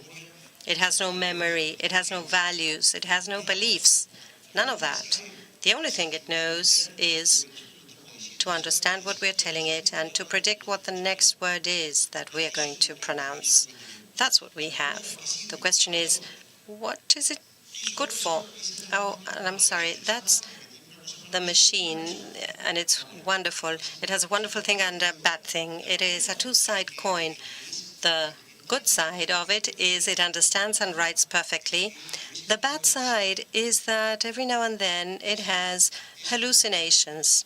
It is not too serious. I don't know how you can translate this, but every now and then, and that's part of the machine. It will invent things, make things up. That's what makes it human. You can prevent hallucinations by lowering the temperature of the machine. It won't hallucinate, but it will stop being human. The text that it provides, you will be able to tell it was done by a machine. What do we do with this? What's it good for? It's good for two very important things, at least in my case. Firstly, how we are going to develop software from now on. So far, as engineers, we had huge fun automating other people's work. It's the first time we are automating our own work now. I've been doing it for 30 years, but now we can do it at a scale that was unthinkable before. So much of the software that used to be written with people will now be written by AI agents. And the example has to do with fixing of bugs that I mentioned earlier. But that's only a piece of what will happen. I think the most important thing that will happen is that we're moving to a new generation of systems as we know them now. We're going to look at them and say we were very rudimentary. The systems we have now are basically point and click. I will move with a mouse or my finger, click on a button and move. And that was the best thing you could do in the past. But now we can do it totally differently. And I can tell you about it with an example from the other day. My credit card expired, so I called a telephone number. There was music in the background, and they tell me if you need to ask about a theft or report a theft, press 1, 2, or something else, 3, something else. I thought that in 28, I would get my credit card expired. I ran out of options. I got cut off. I called again, asked to speak to a human. I talked to a human, and they told me I need to ask you security questions. Oh, no, they will ask me my dog's name. I forgot what my dog's name was. The security question was my full name and my address. I knew that, so I passed. And then I said, well, what I want to know is I need to pick it up from Tienda Inglesa or from where? My new credit card. Let me see. Yes, you need to go and pick it up from Tienda Inglesa. Thank you very much. And what Tienda Inglesa? No, you need to call another 0800 number. So the question is, what's wrong with this? The first front desk bank, the front desk call center, I got mad with the lady, but she did the best she could. What's wrong? What's wrong is the technology we used to have didn't allow me to tell the machine what my intention was. I couldn't tell the machine that my credit card expired. I need to know where I need to pick it up. I couldn't write that because the machine wouldn't understand it. So the machine has tricks. Press 1, press 2. These are tricks. That was the best thing you could do. Now, what we are going to be able to do into the future is the opposite, to go into the systems, tell them what we want, and automatically we're going to end up there. That's a major change. Juan, I think in the previous conversation we had, you emphasized the human side of things, and I think you are pointing at a tripod between technology, innovation, the biological, the genetic division, and the human. That's the three-part scheme that should prevail. And you're working on that, and it's like a superhero school. How does that work? How do you connect the Marvel universe with what you're thinking and doing? Well, first of all, I'd like to state that many of my friends also hallucinate. It's not only the machines. Yes, my best friends are also the greatest hallucinators. Going back to the question, what I'm concerned about with all this context is how we are undergoing this momentum with a lot of biased aspects. Automation is also biased. The source for which we have answers, we have adapted mechanisms to go back home, and we use GPS as though we had never gone back home. We have done that every day, and now we think we need the GPS. I have a story to tell with my son, who's 18 years old now. When we were going back home one time, he sets up the GPS, and I turned left when the GPS was saying right. He was arguing that I was doing the opposite thing to what the GPS was saying, and I got angry with him. I almost struck him because he was being useless as co-pilot. And I say, listen to me, my darling. I did not say my darling, you can imagine. Why don't you look up and look at the signs? The sign said that we had to take left to go to the 405. But he still said that the GPS was saying that we should turn right. He could not conceive that the machine was being wrong about it. And the interaction we have with the machines, the fact that we accept that what the machine says is okay, is correct, there is a concept behind that, that in my opinion, we need to work to remove. When you were mentioning the superheroes, several years ago, we thought that maybe this topic would not be much discussed. That everyone would be arguing that we should advance no matter what. So we started an initiative called the League for the for artificial intelligence good. And what does this league do? What we actually do, its mission, is to provide a reference framework for the public and the private sectors to have difficult conversations about artificial intelligence. Should we regulate it? If we do, how much should we regulate? How should we do it? Are we building software solutions? Okay, if we are, how can we do that ethically? Not just build for no matter reason. How can we contain the information of this technological breakthrough? It is estimated that by 2030 will be over 840 billion of advances. For instance, who owns data today? When was the last time that you looked at a policy, of terms policy, when you downloaded a cell phone app? Who owns data today? We have Alexas on our lives. We provide all of our data without thinking about it. And data, our data, is the transactional currency of the future. So we are giving that away. We are not sure to whom, how they are using it. So this league works to bring these discussions to the table.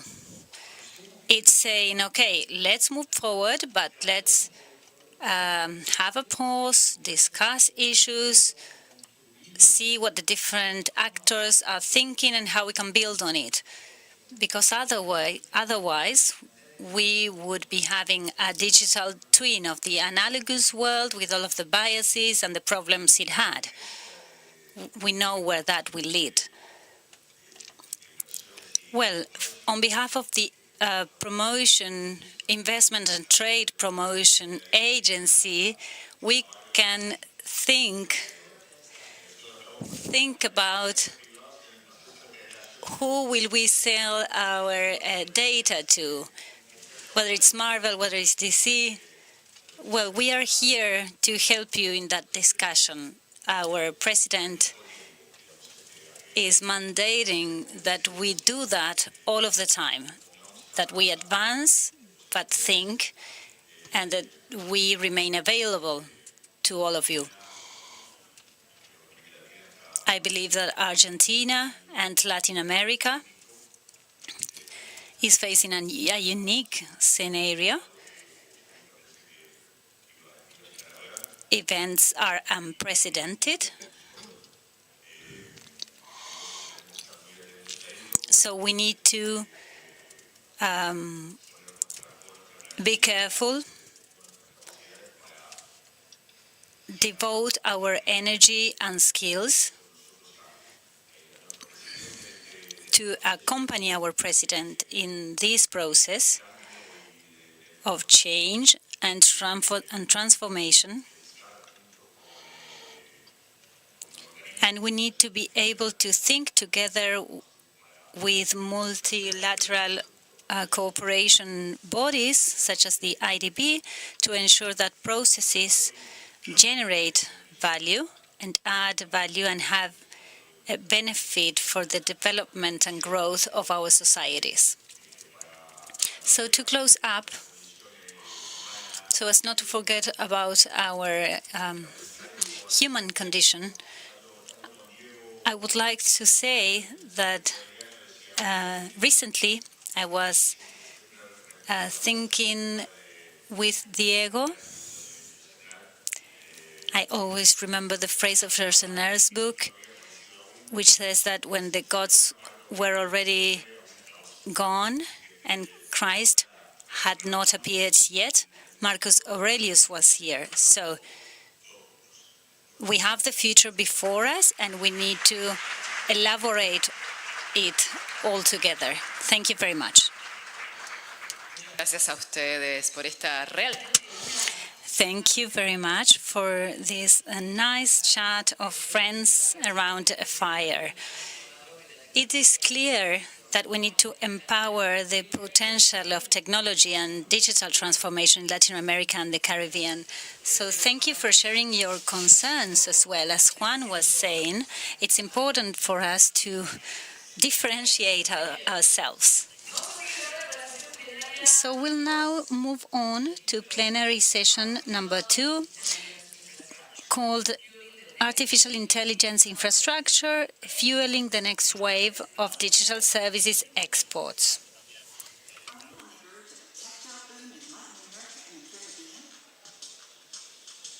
The region's AI sector is fueling an 11% annual growth in digital services infrastructure, surpassing $80 billion this year. However, funding for Latin American and Caribbean startups remains 80% below its 2021 peak, with AI development concentrated in larger countries like Argentina, Brazil, Chile, and Mexico. We must attract investments in other nations and address barriers hindering women's access to achieve a more equitable future. Are you ready to take the leap forward?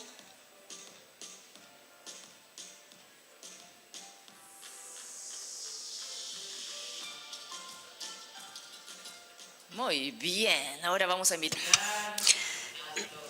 So we will now invite the members of the next panel. Ángel Melguizo, partner of Argia Green Tech and Economic Consulting. Please let's welcome him to the stage. The distinguished panelists are Silvia Tenasina, country manager for Salesforce Argentina. Welcome. Chandra Mouli, vice president of global engineering at Qualcomm. Laura Álvarez Modernel, business development manager for generative AI in the public sector, Latin America at Amazon Web Services. Thank you, Laura, for being here. And Avinash Vashista, chairman and CEO of Tolons Inc. Welcome, Avinash. Thank you all for being here. Ángel, you have the floor. Welcome, everyone. Thank you to the IDB and to the Interaction Group for inviting me. This is my first time at an event of this kind. You will see that the topic we have today it's very exciting, such as the AI infrastructure and architecture topics. My name is Ángel Melguizo. At Argia, we aim to shed light on the topics that are complex, like sustainability, technology. As I was saying, artificial intelligence and infrastructure is becoming increasingly more attractive. We cannot understand the world and the interactions between the different powers without including the role of artificial intelligence. And the geopolitics are influencing the development of AI. Where do we locate data centers, computing centers? Where is data? How are they used? How do you use energy, water, electricity? Those are all factors that influence the fundamentals of AI. This is an attractive issue because these data science and computing sciences turn energy and data and connectivity into intelligence. And it is attractive because the capital being raised and being mobilized by this sector of AI is spectacular.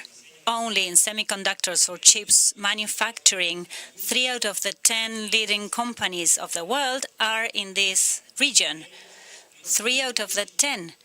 2 of them do not manufacture the chips, but only design them, engineers them. We have one of those companies with us here today. This sector is larger than the energy sector, 40% larger than the banking sector, and larger than the telecommunications sector as well. NVIDIA, which spoke in the previous session is 5 times Johnson & Johnson's size, for instance. They are designing the chips I mentioned. And in Argentine terms, Qualcomm is 10 times larger than YPF or Telecom Argentina as well. That's for you to imagine what volume we're talking about. So all of this has to be translated into productivity, employment, and sustainable models. We are undergoing that transition.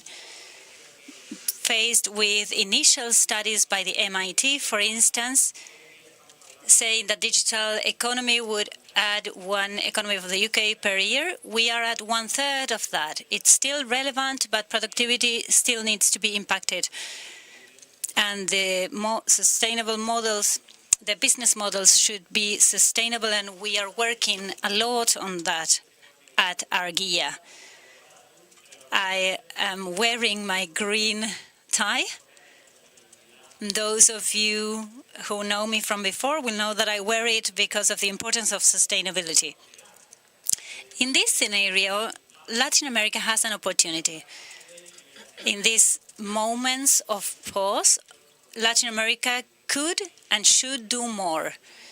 There are data centers in Brazil and Mexico, for instance, but Latin America is not at the top level when it comes to the development of this industry. It has a cleaner energy matrix than Europe, for instance, so training artificial intelligence models could be more sustainable than doing it in Europe. The population is young, it's vibrant, technology-driven. 5 of the greatest startups of the world would be in Latin America, in Buenos Aires, Chile, Bogotá, São Paulo. And unlike Argentina of the previous year, today we have a political vision to achieve this. So what we will deal with today is where should we go to achieve all this? We have one of the main leaders of the industries of artificial intelligence, producing, manufacturing or designing chips, data centers, or devising artificial intelligence strategies. The modality will be similar to the first panel. We'll have 2 rounds of questions. The experience of each of the companies, the internal experience, how they are determining the present day and the future of this industry. And the second round, where they will share the advices or recommendations they might have for the developers of this industry. So if we would like to start with Silvia. If there is something that AI can do is help us predict. So how do you see the future developments, Silvia? Good morning, everyone. First of all, I'd like to highlight that AI is crossing all of our different stages. We have the smartphones, smart watches, Alexas. My mom, for instance, who is old, she speaks about the Turkish novels she watches on the TV with Alexa. And when I asked her why did she do that, she said she was more talkative than your father. So how can we make AI be accessible for us at all time? How can we recreate this with our collaborators in our companies to be able to predict, to be more productive? For instance, in marketing campaigns, to speak about something from real life. If we could send a marketing campaign to our 10 million clients, for instance, if I was advised to change the tires of my car, I wouldn't do that. If it's not relevant to me, I wouldn't care about that campaign. But if it is relevant, if I am booking an airplane ticket and the AI detects that and offers a travel insurance to me, then that would be a timely and relevant campaign. So how can companies make use of that AI and properly use resources? Thank you, Silvia. You've touched on one topic I'd like to discuss throughout the conversation: skills in organizations. I've reorganized the order, so in terms of narration, it would be easier for us to discuss that. So, what is your view? I mean, globally and speaking about Latin America, where you're seeing the main opportunities, the main gaps, and how to address them? Well, thanks. Essentially, one of the things that I want to kind of take us back, and this is very relevant to people in this audience, is 30 years ago is when the outsourcing really started, fine? It was a way to look at how technology and how business processes can be done through the use of technology, in places like Latin America, India, Philippines, etc., fine? And so that was a big wave. Now today, when we're sitting here with the AI stuff, it has significantly changed it. And the reason I say change it is today in outsourcing of the technology and business process is about 550 billion across these countries, fine? And people say that the market is about 2 trillion. Now, technology, for example, if you look at a truck driver today driving those big trucks, it is going to be replaced by AI tomorrow, fine? And the drug discovery, for example, if it takes 10 years, could just collapse to 3 years, by the way, with technology. So a lot of things are going to get impacted by technology. Now, the services economy in the US itself is about 21 trillion of the 28 trillion of GDP. The global services economy is about 67 trillion of the 104 trillion globally, by the way. Now, the question is the market only 2 trillion or is the market 20 trillion?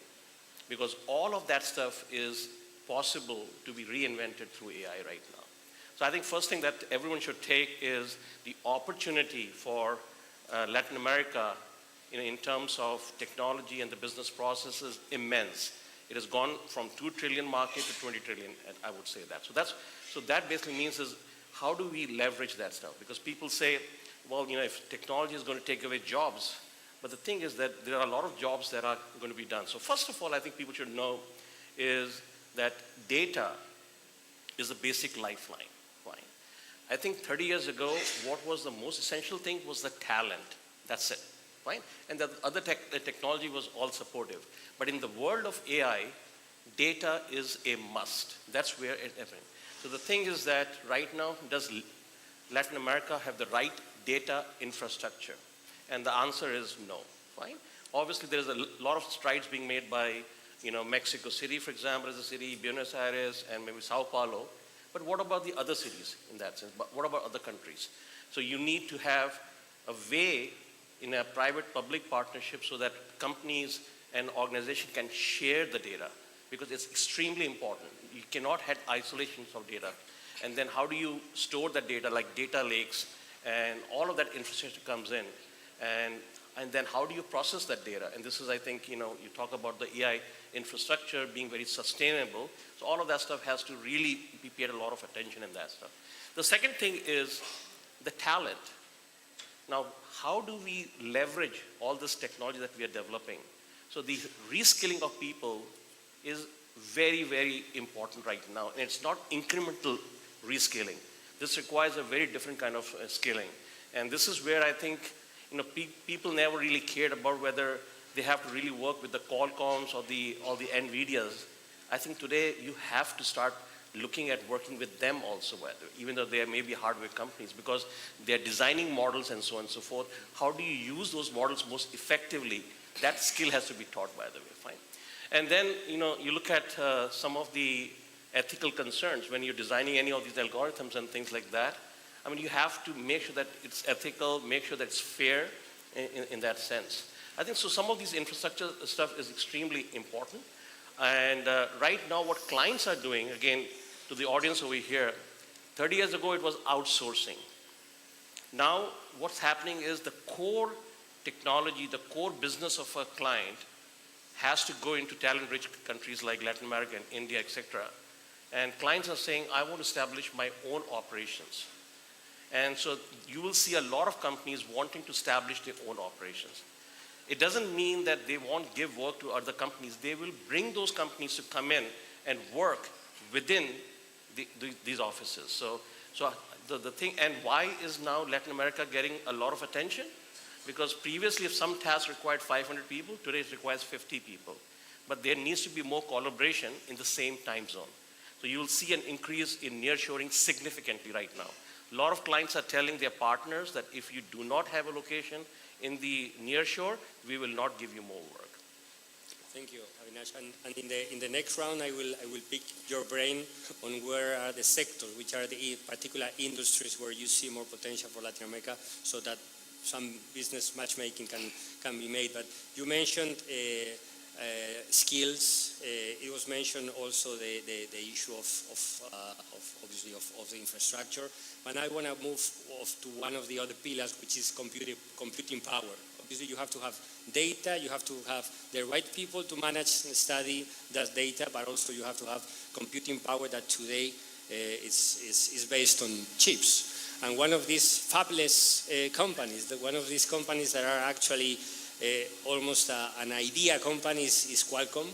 So how are you handling, man, the demand of new, more powerful and cheaper chips in your business?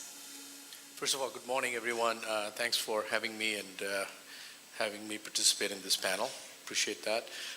So to discuss the chips, of course, we talked about the training, which has been a huge focus in the last several years now. And, it's massive computing needed for training. And NVIDIA is obviously, doing a great job of enabling that infrastructure. And if you look at the VC, venture capital, billions of dollars have been invested in training models. And the claim to fame on models was the larger the model, the better it is.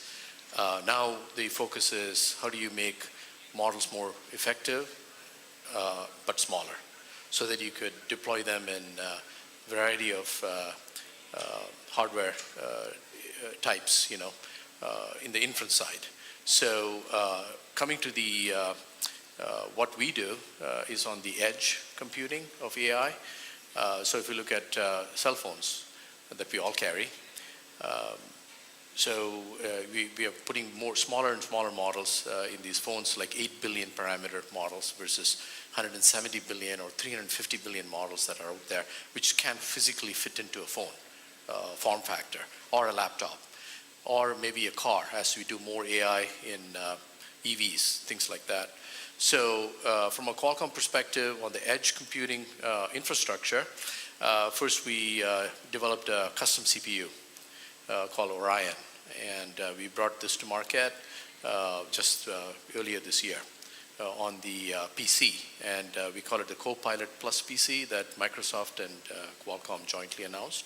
So we are entering the PC market, specifically not only for regular PC tasks or laptops, but also edge AI processing. So the CPU is a custom-built CPU on an ARM architecture, which is very low power because you want battery life.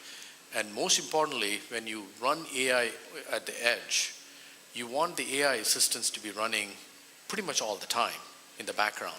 So think of that AI agent as your assistant as you interact with your device, whether it's a laptop or a phone. And so these things are going to consume power. So one of the important things for us to do is when you're not tethered, as in you don't have power, and you're in an airplane, you're in a park, whatever, you want that AI agents to be sipping power, very slow, small amounts of power, and still be processing, because the AI agents have to be intelligent to figure out what's going on as you're interacting with your device. Let's say, I think your use case was airline ticket. Another use case, you're driving to the airport, and it knows the GPS coordinates where you are. You have a Google Maps saying that you're going to the airport. Maybe the AI agent will say, hey, do you want a parking ticket or reservation? Do you want to me to recommend some restaurants in the airport, etc. So the AI agent is constantly going to look at things to be assisting you with. So that is an important element. So CPU is a very important element of that. And low power, highly performant CPUs. And that's where I am. The next thing is, if you look at AI models, even the smaller models, it's basically a massive vector database. So you have to process these things. CPUs are not that efficient in processing neural networks. And without getting too deep into that space, the NPU that we developed, called the Hexagon, is a neural processing unit. So you're familiar with CPUs that we all use in laptops and servers and all that. NPU is something that we developed initially in back in 2014, but with the whole push on AI, NPUs has become very relevant in the infrastructure to be able to process these requests and then work with the LLM models and generate AI responses. So NPU is very important.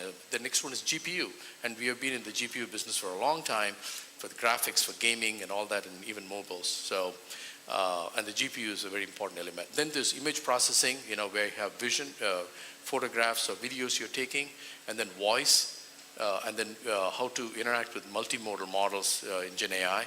So you take a picture and you have a voiceover and say, can you basically change the sky to be blue? And these are real use cases that users would be interested in. You take a photograph, it's kind of a gray sky. So the AI has to understand that the sky, what is the sky from the image? And then maybe clouds, remove the clouds and put a blue sky behind it. Those are multiple use cases in infrastructure. So the image processing is important, we have that. And then there's modem connectivity. If you want to go and do a hybrid AI, how does the infrastructure from a edge device communicate with the cloud if you want to transfer some of the larger complex AI things to the cloud? So that's another aspect of that. And last but not least, we have developed what's called AI Hub, which is really in the internet. And so developers, like for example in LATAM, can go in and actually exercise a whole bunch of models, LLM models that we have, multimodal models, speech to voice, speech to text, and text to speech, image to text, all those kinds of different models are available so that you can go and develop applications which are optimized on our silicon, which is a Snapdragon. Or you can bring your own models in the AI Hub, and then we will help you optimize your models. Or if you want to build a new model, we can help you with that as well. So from an infrastructure perspective, we believe that, and I will talk about later, I guess, on what is the edge AI case. But from an infrastructure perspective, we believe in heterogeneous computing, where all of these different pieces and chipsets or chiplets would interact with each other, each GPU, CPU, and NPUs performing specialized functions when it comes to Gen AI execution. Well, thank you, Chandra. Just a comment. You used your 2 slots. So I will give you a 3rd slot at the bonus, as a bonus, so that everybody from all the speakers know I'm enforcing my own rules. But really interested, I didn't want to cut you off because it's important both the design of chips. Esta es una compañía que This company, because it has good ideas of how to design a chip costs 40 times telecom from Argentina. That's how important it is to have good ideas, and that's how much that market pays. Ability and the relation with edge. Lo que te voy a pedir, Laura, es voy a pasar. Laura, I will now ask you to first take Joaquin to finish or complete the infrastructure segment, and then we'll go to services. Because another key component in AI infrastructures is cloud computing and how this democratizes many processes that used to be much fewer. So your vision from IBM would be very useful. Thank you, Angel. I also thank you for the opportunity of talking to you today. We experienced the convergence between our presence in Latin America and the history of AI. It's over 100 years we've been in Latin America, over 100 years in Argentina, and an AI story that began over 50 years ago. We had a few important times when we won the game of chess, facing Kasparov, and then when we faced the Jeopardy program. But more importantly, in 2014, we started to sell the Watson AI system worldwide. Since 2014, in Latin America, it's over 1,000 cases of AI implementation for business, and more recently, now on Gen AI, in the past 2 years, we've implemented hundreds of cases or deployed hundreds of cases in the region. And there's many lessons based on our interaction with customers. We've interviewed and surveyed over 3,000 C-level executives globally. Last year, we identified that in Latin America, 64% of all corporations are moving forward with the implementation of AI on an accelerated fashion, while globally we have 59% of all companies accelerating in this direction. So from the perspective of AI consumption in the region, we are quite advanced. And in addition, I think other important lessons are that companies want to use AI, but they want to use it mainly for purposes of differentiating their business. I don't want to use AI to deliver the same thing my competitor delivers. I want to use AI for me to be a competitive differentiator. When we look at the infrastructures available to operate AI today, it's edge, the cloud, and also their own data centers. The important point is that in addition to the LLMs and SLMs, which are huge accelerators, companies need to be able to contribute their own intellect, their data, to enrich the models, enhance the models, and thus deliver more interesting experiences to end customers. So it's important for companies to have a hybrid approach that will allow them to leverage from edge computing, that will allow companies to leverage the flexibility of the cloud, but also their legacy structures, so many data they built over their history, so as to take a more interesting experience to their clients. And for that reason, we built a platform in IBM that allows our customers to integrate all of these worlds and thus take more value and speed with AI-based service offerings to their customers. Thank you, Joaquin. Data, computing power, human management, and capital. But what do you need those for? And where do we see more potential in applications? That's what I want to move on now in 2 dimensions: for utilities, for startups to be able to do new things, and also for new private sectors. Thanks for your patience, Laura, and having skipped you. So speaking about comparisons, Amazon Web Services, say, has revenues of twice the largest pharmaceutical in the world because it's managing a cloud. That's how much capitalization the sector is driving, and the new leader in the segment is Amazon, especially in this intersection with startups and governments. Great. I like it because we are going to put a face to AI. Sometimes it's hard to explain what it is. 70% of all corporations are already experiencing or experimenting with the cloud. In addition, there's a study from Goldman, I think, that says that in the next 10 years, Gen AI will grow the world GDP by 7%. And this is if we are not intentional, simply by letting things flow. What we see is that the challenge is not experimenting, but capitalizing the opportunity and moving from trial to action. And there are a few cases and tips that we'll later share with you, so you can do it. But the most important thing is where we see there is progress already and which industries are hardest impacted. Definitely education, finance, health, and government. Sometimes we don't connect the dots. But we see that's where there's plenty of innovation, probably because, and this is a feature of Latin America and our opportunity for capitalization is because we have quite interesting problems. I don't know what you think in Argentina. And something that values Gen AI is to what extent we know these problems, how experts we are in knowing our users. And that makes governments more focused on citizens. So we're in Buenos Aires. I will start with the city of Buenos Aires case. 3 million live in the city of Buenos Aires and 3.5 million commute on a daily basis in and out of the city. I don't know if you're familiar with Boti, the chatbot from the city of Buenos Aires. I think it's among the largest chatbots WhatsApp uses. They worked with our Gen AI Innovation Center, and in capitalizing the opportunity, there's a message I want to leave with you. Speed is of the essence, and something that provides speed is the cloud. It allows us to scale and be fast. If we add Gen AI on top, it allows us, in addition to the scale, to do something very complicated, which is to customize.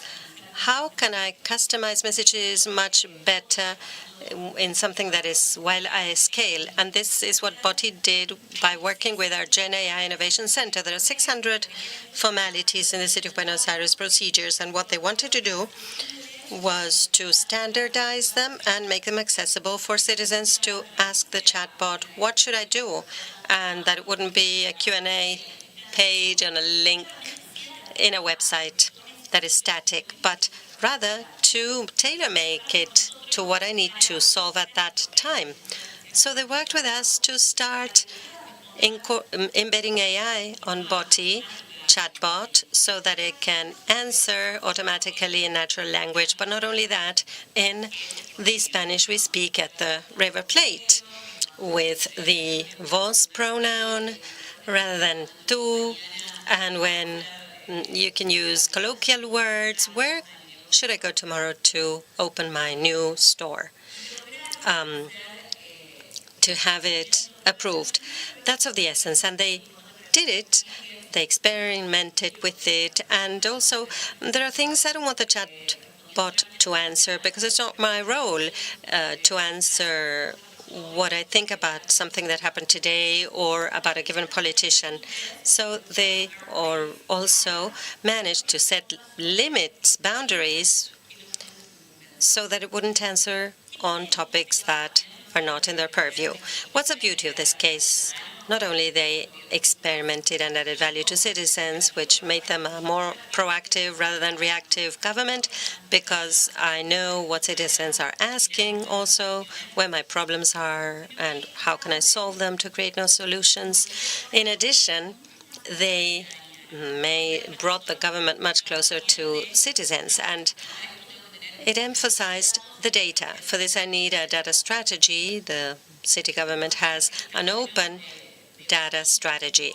That's the beauty of Boti as a case, and how a government, which one would think goes more slowly, is picking up speed. And then, in terms of startups, what's the role of startups in accelerating innovation in the public sector?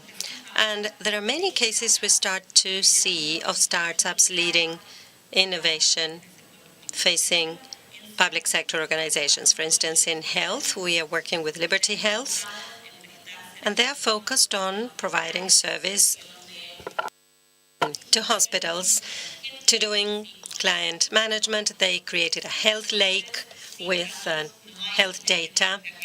Without data, there's no Gen AI either. And what they did was to start processing patient documents for doctors to spend more time with the patients. So rather than reading 10,000 documents and spend hours analyzing whether they understand the handwriting of the person that came before them, I can ask directly what the status is, where my medical record is, and I start being proactive. It starts giving us red flags when a patient took a study and they have cancer potential, how I treat that, or the patient, what I can do. That's operating, if I'm not mistaken, in over 700 units and hospitals in the state of Sao Paulo in Brazil, and it reaches 7 million patients. It's a health tech accelerating innovation in the health sector. There's another case in Chile, too, and it sheds light on knowing this is our value in AI. For other purposes, we have many options with technology. The important thing is to know what my problem is. There's an tech in Chile called Your Class, which created a teaching assistant, not a chatbot, which is the traditional thing we see with AI, a teaching assistant that accompanies teachers to create projects based on learning. So the teacher doesn't spend any time creating the lesson, but implementing it, spending time with the student, understanding what each of them need. In answer to the second sub-question, we invest in accelerating startups. We have an innovation fund for startups that are focused on Gen AI. There's one that came out of Argentina, more than 10 came out of Latin America, but what startups do is basically know problems very well. The one we chose in Argentina is called Pircle and is focused on a payment management system. They humanized payment management with technology, starting from a problem they had as serial entrepreneurs for the payment of credit cards. So it's essential to know what the problems are, to seek innovation from government, or else look for it in the entrepreneurial ecosystem.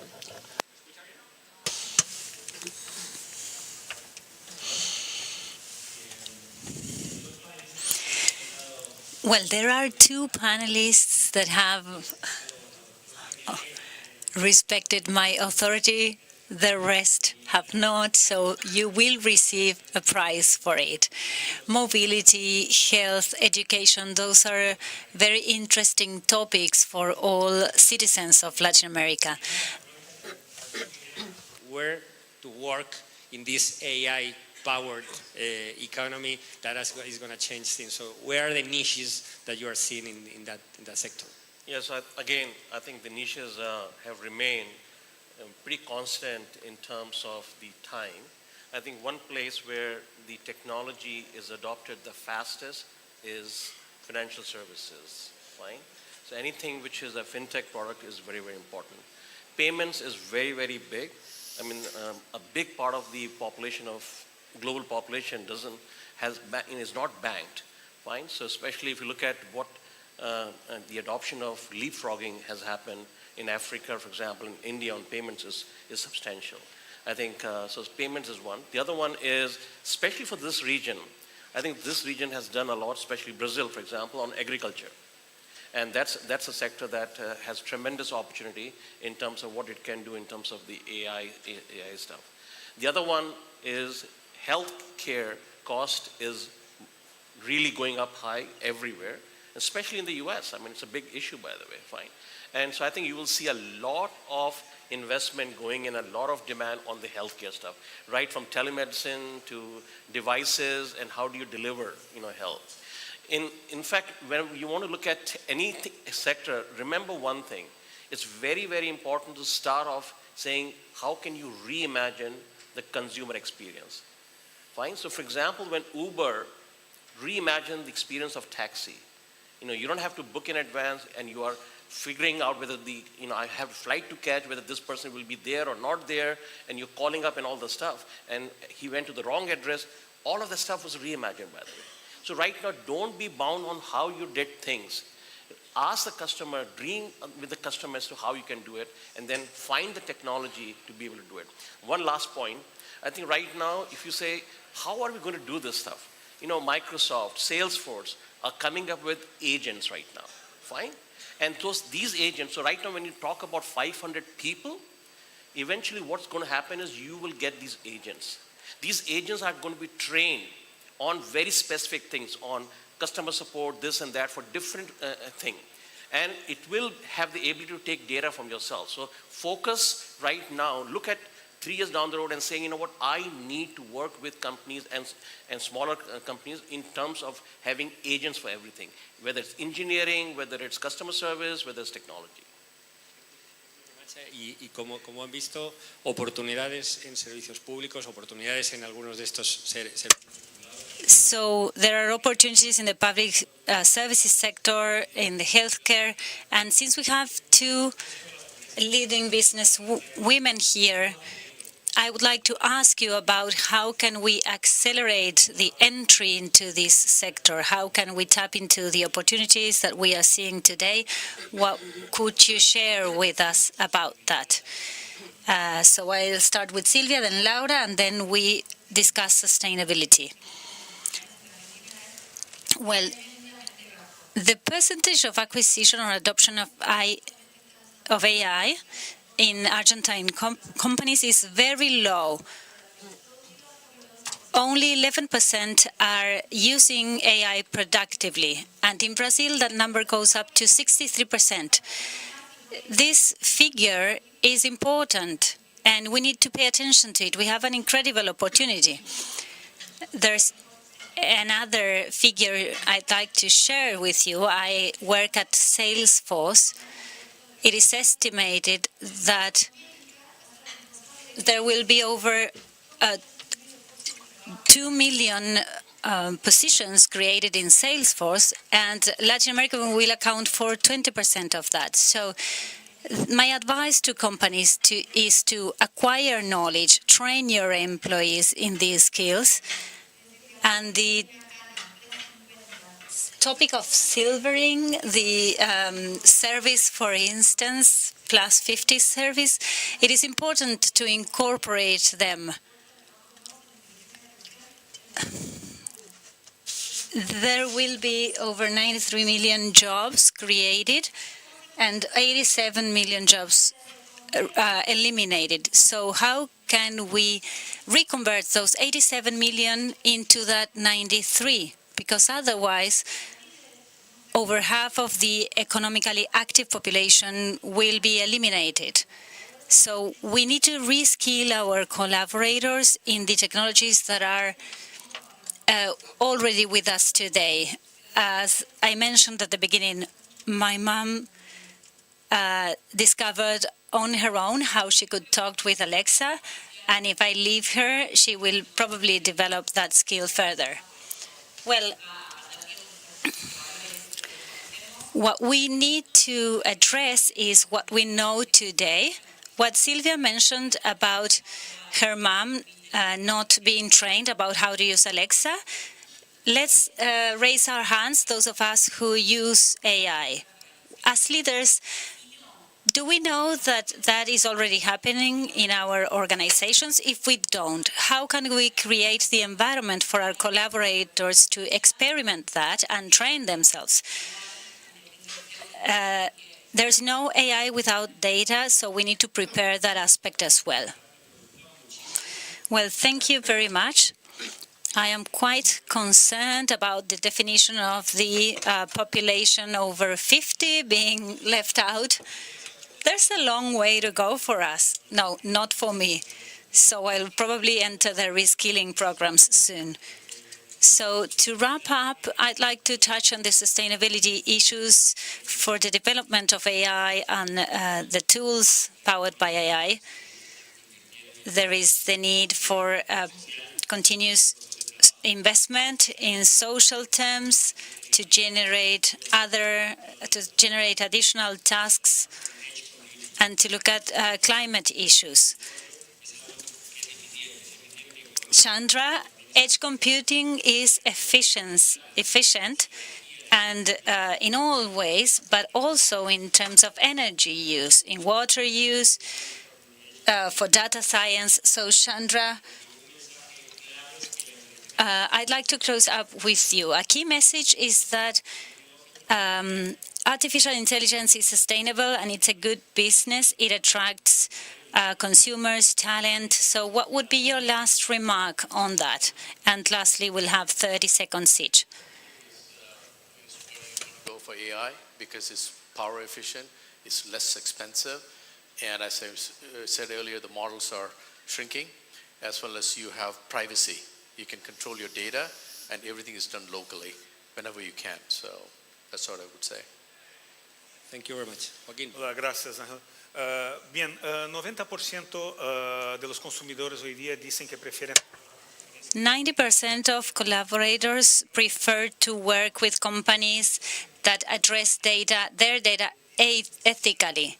And also the majority of executives in companies state that it's necessary to advance data security in their operations. But only 60% say that their corporations are prepared to implement those policies, those governance policies. So what I'd like to say is that there are three main pillars that companies need to address in order to ensure an ethical AI. First, at organizational level, the president of companies needs to allocate clear responsibilities to adopt AI to the employees in his or her organization. Each of those employees need to be very clear about their responsibilities in the areas they work in. Two, there needs to be a framework for governance in organizations, so data origin, data training, how they are used, how can we correct errors so that the results of the use of AI are ethical, unbiased, and without risks. And lastly, that regulations are observed for clients so AI services can be delivered benefiting the society and businesses.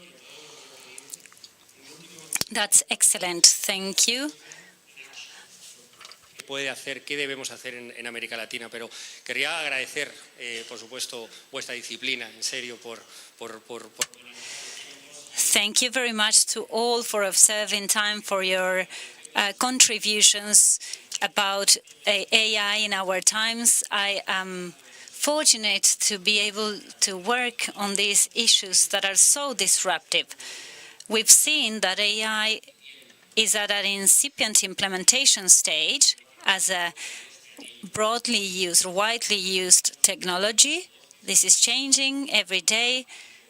The models are being implemented in some sectors, but we are undergoing a transition, and Latin America and the Caribbean, who have not been at the cutting edge of this process, can catch up, because developing AI responsibly demands solid and sustainable structures, fostering social innovation, generating employment, and being environmentally friendly in terms of the use of water and energy. Latin America has the potential, it has talent, the size, the resources. Population in Latin America has wise and skilled workers. The region has minerals, land, water, a cleaner energy matrix than Europe, and a very large size. The digital economy will compete in terms of the size of markets.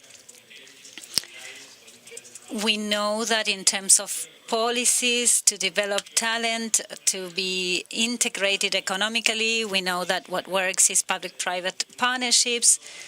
If I may, I'd like to close up with a quote by Diego Pablo Simeone. He said that if we believe that we can and we work for it, it is possible. So I believe that Latin America and the Caribbean can do it. Why do you think the region can do it? Well, I think because we are undergoing a very interesting period with talent, the resources, a very interesting time zone. We have the will. We want our children to stay in our country, so we need to take advantage of this moment. User interface, and then you will start imagining all kinds of use cases on why you can. Tenemos los mejores problemas, me parece. Así que Well, we have a great problem. Let's just take advantage of AI, use creativity, and solve those problems. By the way, don't be shackled with the old way of doing things with the old technology.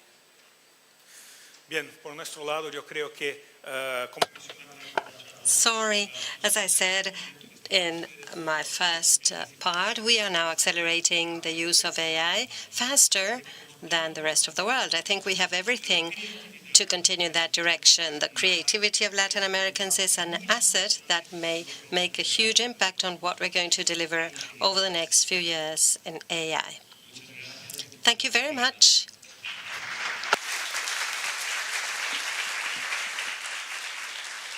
muchas gracias a usted. Thank you all very much, Sirius, Chandra, Avinash, and particularly Joaquin Campos, VP from IBM, technology leader from Latin America, whom we hadn't introduced earlier. Thank you very much for your very clear presentations.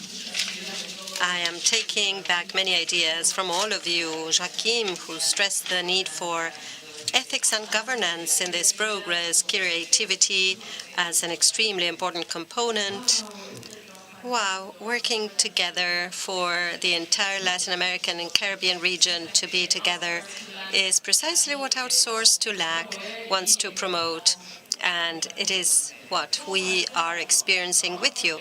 How to do that? Because as Laura said, we are keen, and to a large extent in Latin America and the Caribbean, and there are also the best problems to solve, which are the main drivers to think about solutions and drive innovation and technology. Now comes a stellar time in this day of Outsource2LAC, Future Flash 1. And to that end, we want to invite Diego Fernandez-Lezac, a teacher of the University of Buenos Aires, a professor, researcher at CONICET, and TEDx speaker from Argentina. He will be presenting on the revolution of generative artificial intelligence, challenges and opportunities. You ready, Diego? You have the floor. Thank you. Thanks very much for the invitation. It's a pleasure to be here. Allow me to tell you that there was an extraordinary milestone in AI. Probably most of you are aware of it. The big computer Deep Blue from IBM faced Garry Kasparov for the first time in an official chess competition. At that official chess competition, there was a play, number 22, where Deep Blue was playing white, which surprised everyone, even Garry Kasparov, who for a long time changed his gestures and thought a lot about that play and took a sacrifice of a central pawn. It is not worth going into the technical chess details, but Garry Kasparov and everyone else watching that game on February 10th, 1996 was surprised at it. This is what Garry Kasparov said after the game, after he lost that first game against a famous Deep Blue machine. It was an extremely wonderful move and an extremely human one. I played against many computers, but never experienced something like this. I could feel and smell a new kind of intelligence was sitting at the other side of the table. So back in 1996, almost 30 years ago, Garry Kasparov was giving a human aspect to a machine, that gut feeling. Garry Kasparov won the championship in 1996, proving humans are more powerful than machines. However, the next year, in 1997, with the release number 2 of Deep Blue, Garry Kasparov was defeated and the computer was the world chess champion. 2016, fast forward to 20 years later, the same thing happened. Google Computer, with its AlphaGo, proposed the same idea, a world championship, but if you wish, to the Go, the Eastern chess. The story was the same. The super champion, Lee Sigo of Go, champion of all times, faced the computer who looked as if it would defeat human intelligence. In this case, it wasn't necessary to have a rematch. AlphaGo was the outright champion. And again, just like with Garry Kasparov and Deep Blue, there was one play that was out of the ordinary, and everyone watching the game and the championship were surprised. And this is what the super champion said at that time on looking at this play. I thought AlphaGo was based on probability calculation and that it was a mere computer, but when I saw this move in particular, I changed my mind. AlphaGo is creative, just like Garry Kasparov in 1996 spoke about the smell of intelligence, giving us the idea of intuition. The computer, Lee Seidel, proposes the idea of creativity in AlphaGo. It's interesting to note that this move was one that broke away from every strategy stated by the books in the School of Go. Starting in 1996, Go is taught differently. New strategies were developed from the use of these computers, and the way Go is learned today is different from 10 years ago from the use of this technology. 1 year later, AlphaGo, the company DeepMind from Google, presented AlphaZero. What's the difference between AlphaZero and that gave rise to all of the Gen AI? It had a feature. It was not only an artificial intelligence that played chess very well and also Go and performed these tasks extremely well, but it was also trained by playing against itself, only by knowing the rules of the game. It was not trained by a great chess master or Go master.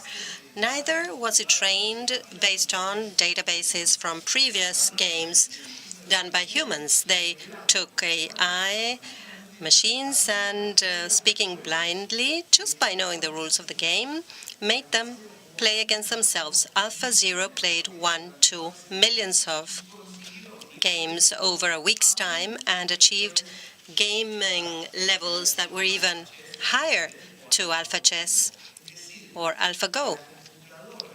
In other words, the computers learned by playing against itself without human intervention and ended up developing strategies and playing a better game than if trained by human beings. This is well known, and it's called self-supervised learning. Computers self-supervise themselves in this exercise of playing. If you can establishing the task you want the computer to learn, to set it up in some sort of competition where the computer can assess whether they're winning or losing. This gave rise to many AI engines until we got to 2022 or 2023, where the very well-known ChatGPT tool was launched. The conversational agent from OpenAI company was launched massively, which gave rise to all sorts of uses, which to many of us are by now trivial and ordinary, but are no less surprising. Think about it. It's only been out there for 2 years. And who is the opponent to ChatGPT? Garry Kasparov had been the chess opponent of Deep Blue. Lee Seidel had been the opponent of AlphaGo at Go. Who is the opponent of ChatGPT? Who is it, between quotes, replacing or facing? And there's a historian or philosopher speaking about the immersion of technology and culture who hits a mark, Shubala Alari. He has an apocalyptical vision of AI into our society. In that regard, I'm much more optimistic than him. But I think he hit the mark relative to the spirit of who is the true opponent as part of this AI game. What he said is AI can now hack and manipulate the operating system of human culture. We think in words, communicate in words, we dream in words, we love in words, we remember in words. Everything we do through language. ChatGPT and all of these tools that come from Gen AI come to question all of us. The opponents are us, human culture, each one of us as language experts. The question is, how can we interact with this tool, which we saw in the case of chess and Go? Much to the contrary to what many say, it didn't make chess disappear or Go disappear. Now, as a result, we are better Go and chess players. Can we be better players of language? It's a question we could ask ourselves. So how does it work? Very briefly, the idea is to put together a competition. So we have the network playing Go and the network playing Go as an opponent. And somehow that competition is triggered and AI of its own accord organize the search of patterns and rules to try and make it work better. And it turns out, perchance or not, that by training itself against itself, not against human databases, it ends up having better performances than humans. So if we ask, how do humans detect something is a face? It would be difficult to give an algorithm, well, there should be two eyes. That's a very hard description. What do we use to determine what a face is? So think about Gen AI as a competition. If we manage to somehow structure the networks for them to compete against an opponent in pursuit of those patterns, then AI will not need to have a human putting in information as algorithms, and sometimes we cannot do that. This is an example of two networks competing so that one network tries to create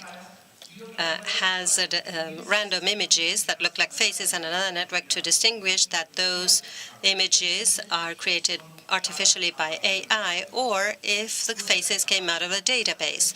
You can visit this website. These networks are called Style Gangs from 2017, and they show models that were trained already. You go in and you have an image, a picture. What is that? 512 by 512 pixels randomly that meet the patterns that we do not know but look like faces to us. How many of you would you say that these pictures are not faces?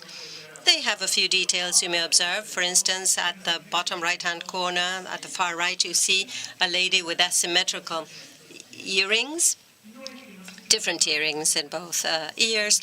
It's not that nobody does that, but it's strange. These are the famous or infamous hallucinations. They create patterns that look very real to us, and actually we wouldn't be able to tell this from a real face. However, there are a few details, and if we are shrewd enough, we may find subtle differences if we know where to look.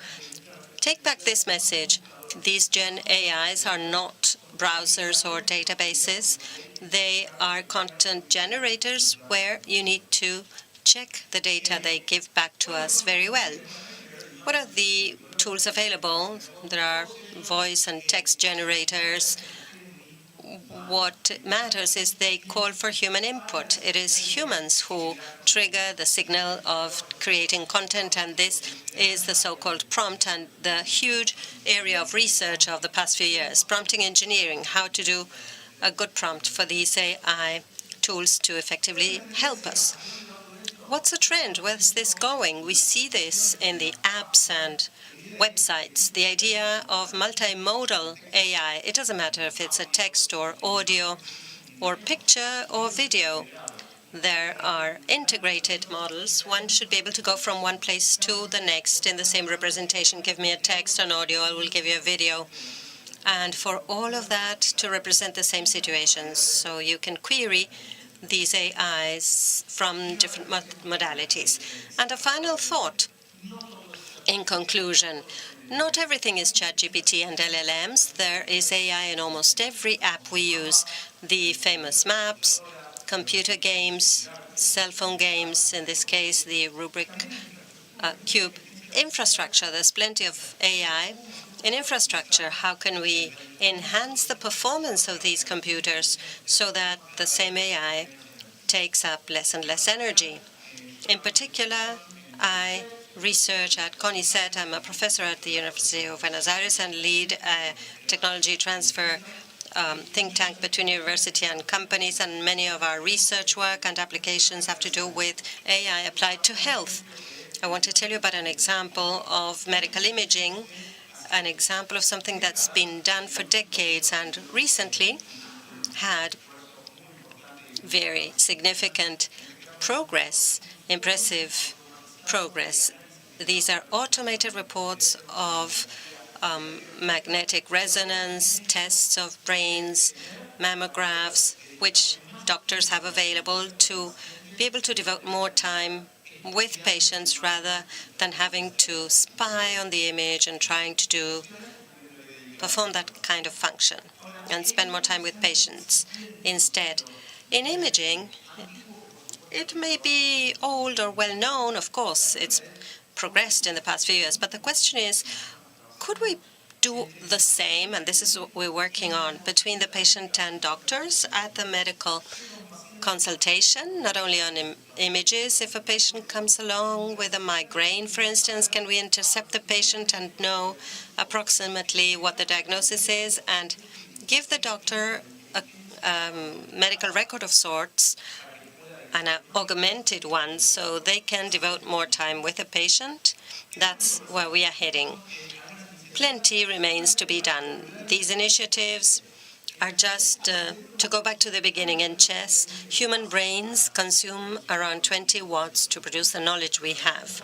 Now, the computer, Deep Blue, at the time consumed 2,000 watts, 100 times more.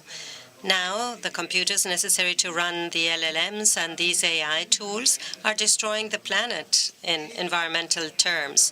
It's a huge challenge. Plenty remains to be done to enhance them, to make computers more efficient while they preserve performance and compete on an equal footing. Finally, final thoughts.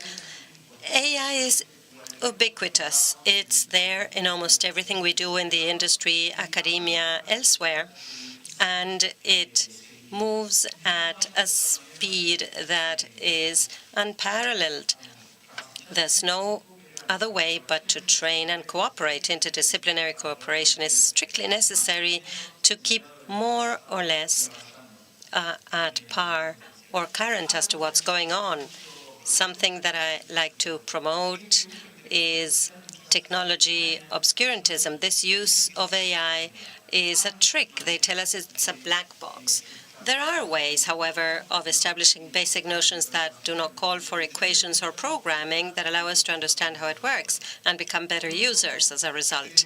Finally, democratizing and techno-feudalism. There's a notion from a Greek Nobel Prize winner,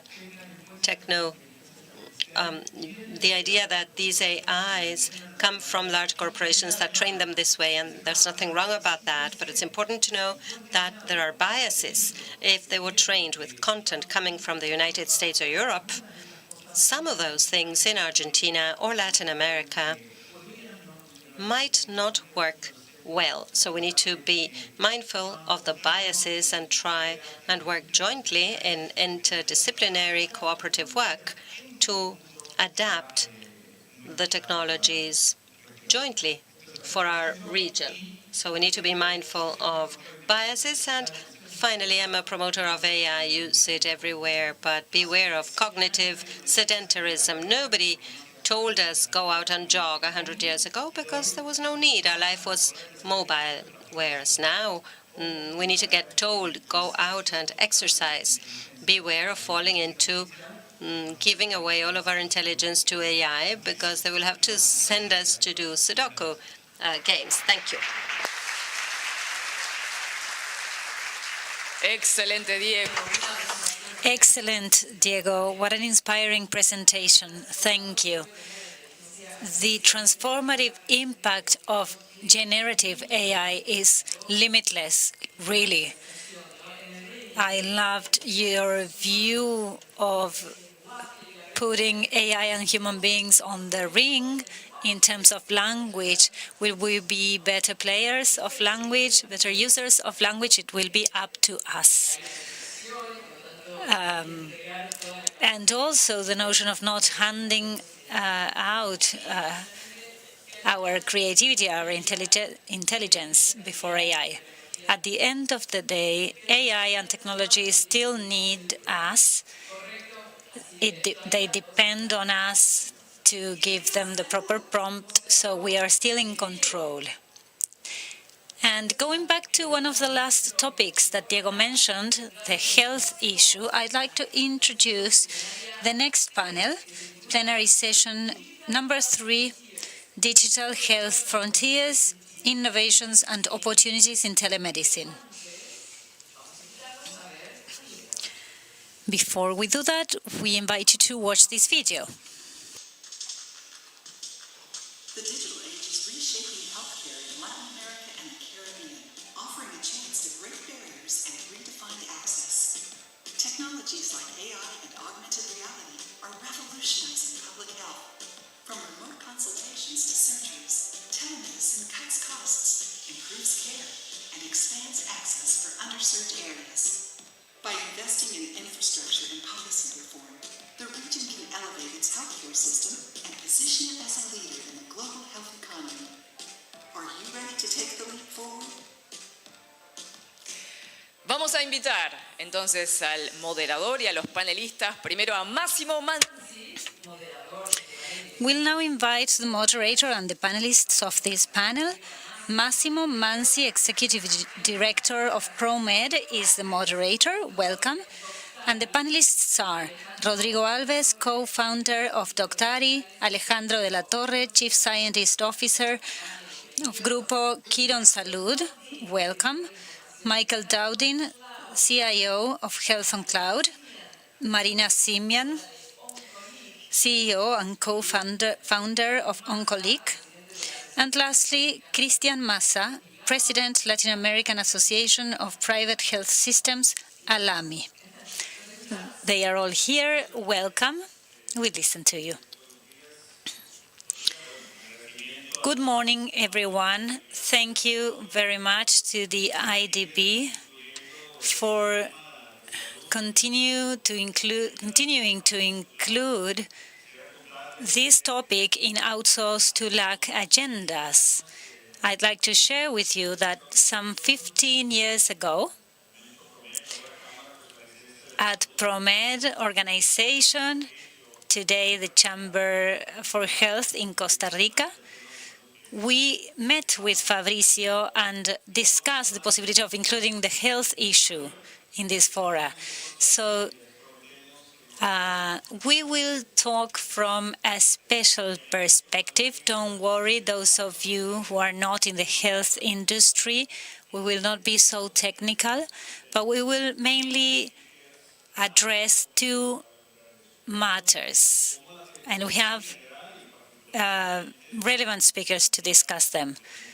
First of all, how is technology today helping the health industry and the health systems of the region and the world to face the major challenges of today? Firstly, the challenge of access to health. All countries face a challenge to provide proper access to patients.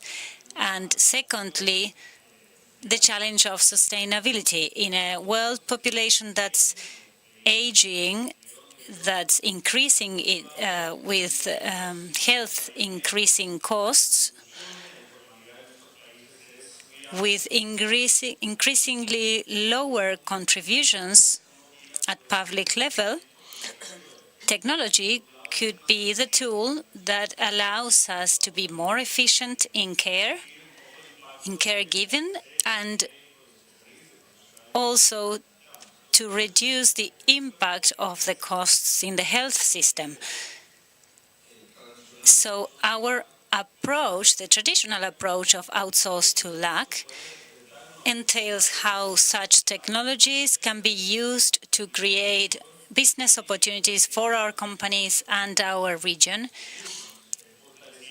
and how we can continue to grow and strengthen ourselves to provide services to the whole world. This is an increasing industry, $71 billion. It could reach 244 billion. This is a very important aspect, and we will be discussing it. So to start with the conversation, if we speak about distance services, we are talking about relating with a different health system and with different regulatory frameworks and environment. So I'd like to ask Rodrigo Alves, co-founder of Doctari, how have you faced this problem of regulatory frameworks diversity, and if you want to share your experience with us? Okay, thank you. First of all, we were seeing in the video that we were seeing the benefits of telemedicine, and it's clear that it improves access and makes services more efficient and lowers costs. But in the end, we are discussing medicine and caregiving. So there needs to be a regulatory framework that protects patients and allows professionals to provide care and health services. Sometimes technology goes faster than regulations. We know that. Obviously, with AI, that is what happens. But in our case, we need to face those challenges because we are in countries in Latin America which are very diverse in regulatory terms. So before we start a project in a country, we need to analyze the regulatory framework, see what gap we have with regards to the local population and how we can address that. We were discussing the lack of specialists, the shortage of specialists in some places of Latin America. And there are other parts where there are enough specialists. Today, there are no regulatory frameworks that allow a certain specialist to provide services at another country where they are not certified. So in terms of a medical opinion or an interconsultation, that could be achieved, but with certain conditions observed. So when we speak about regulatory frameworks, we have heterogeneous regulations. IDB, if I'm not mistaken, had an article published last year about certification of doctors in a cross-border manner. That was very interesting. So that would be about it. Thank you, Rodrigo. We'll now ask the only doctor we have in the panel, Alejandro de la Torre. You have one of the major groups around the world called Quirón Salud. You are present in Colombia. And what is your experience with the adoption of telemedicine as a health professional in terms of outcome for patients? What would you say are the outcomes for patients after the adoption of this medicine, of this telemedicine option? Well, first of all, I'd like to thank the IDB and Mr. Fabrizio Operti for his leadership and invitation to this panel. It is a pleasure for me to be here with you and share my experience of Grupo Quirón Salud about telemedicine in Colombia. Well, what I would say is that even though the pandemic was disastrous globally, for hospitals, it allowed the possibility to accelerate processes of digital transformation and making telemedicine services available for doctors and patients. One of the largest hospitals of Colombia with 45 specialties, where we had and still have our service, our telemedicine services offered. Well, how do we offer our services there? On the one hand, we can offer a teleconsultation between the doctor and the patient. The patient requests an appointment. In Colombia, we have a high demand for specialists' consultation. And currently, a patient could have an appointment the next day in this modality. There's another option we called tele-expertise, which is maybe when, for instance, a specialist doctor discusses an issue, a case with a general doctor, general practitioner, or a professional of another specialty to support the case of a patient. And thirdly, we have the telemonitoring option.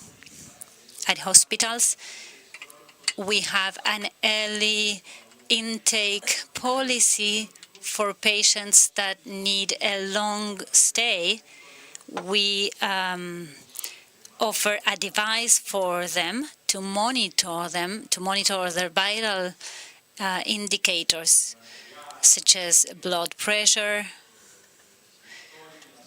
respiratory flow, and oxygen saturation. And what has the impact of all of this been? Since the pandemic, in Colombia, we've carried out over 200,000 virtual consultations, and we've impacted two indicators that are very important for the health industry, as everyone knows. One is the coverage, and the other one is the opportunity and the length. So the rapid and easy access to the professional, and the coverage, meaning accessing health care in remote areas and accessing specialized services as well. This has had a major impact on the experience of patients. We use Net Promoted Score to value from 0 to 10 the loyalty and the satisfaction of clients or patients in hospitals. We should highlight that our NPS has been around 98% for virtual care. So the patients are valuing this type of caregiving. Mentioning about how by including telemedicine within their business model, they've been able to serve rural areas. You at Health and Cloud from South Korea, how do you envision actually metaverse technology as this transformer or healthcare delivery in rural and underserved area, and some best practices you would like to share with us? Great. Again, thank you all for inviting me to this event, and I'm sorry I don't speak Spanish, but thank you for addressing it. So when you think of metaverse, don't think of Mark Zuckerberg's metaverse. Think of a digital space and what's accessible now through technology that a normal clinic couldn't have. So let's just say in a rural area you have funding and you build this big, beautiful hospital. But if you don't have the equipment to actually operate the hospital, and you don't have the staff that knows how to operate that equipment, how useful is that other than a hotel with people can actually access? But imagine if you could take technology and then you could integrate some of the state-of-the-art technology from around the world, for example, from Korea, from the UK, from Singapore, from right here in Argentina. Imagine if we could work together to collaborate to put all of that technology in our virtual hospital with real people, because it needs to be a hybrid model. You need to have two sides. One, there's technology, but there needs to be people there that knows how to use that technology and actually work with the patient. So if you can picture that, we're actually doing a study right now with IDB support in Colombia. And the main objective of what we're trying to do is we're going to utilize that technology so that we can have Korea and the National University of Singapore collaborate with a couple of hospitals, Hospital San Ignacio and Santa Fe in Colombia. And then we're going to go to the rural areas like Leticia. Now, By doing this, if we can share the technology we have, there's no pressure on the hospitals to try to curate that on their own.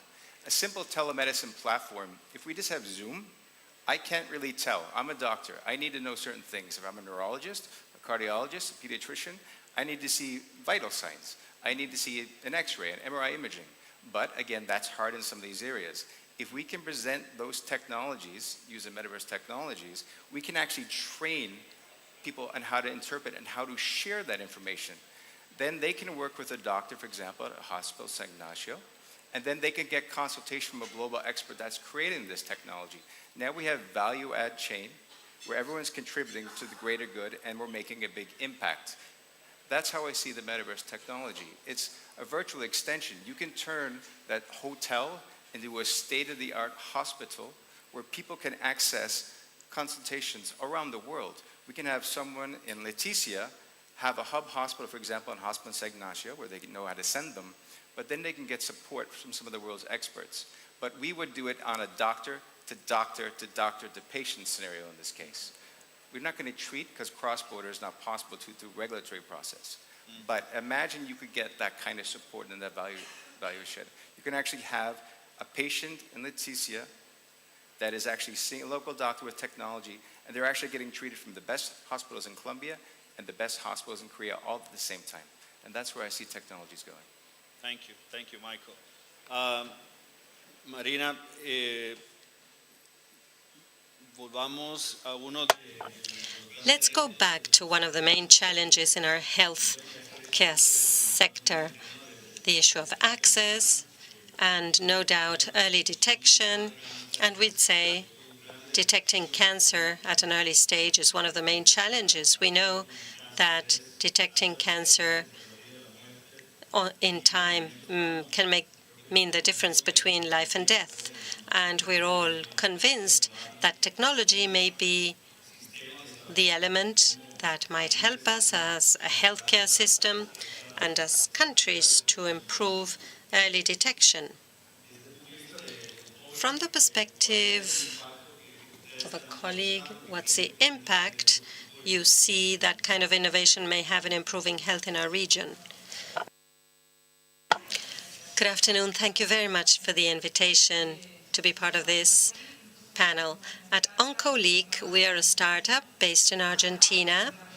We have developed a method for the early detection of cancer by using a blood sample, a blood test, only calling for a PCR machine to measure a series of biomarkers, and we use machine learning on that to determine with high specificity and sensitivity whether someone has a tumor in a given organ.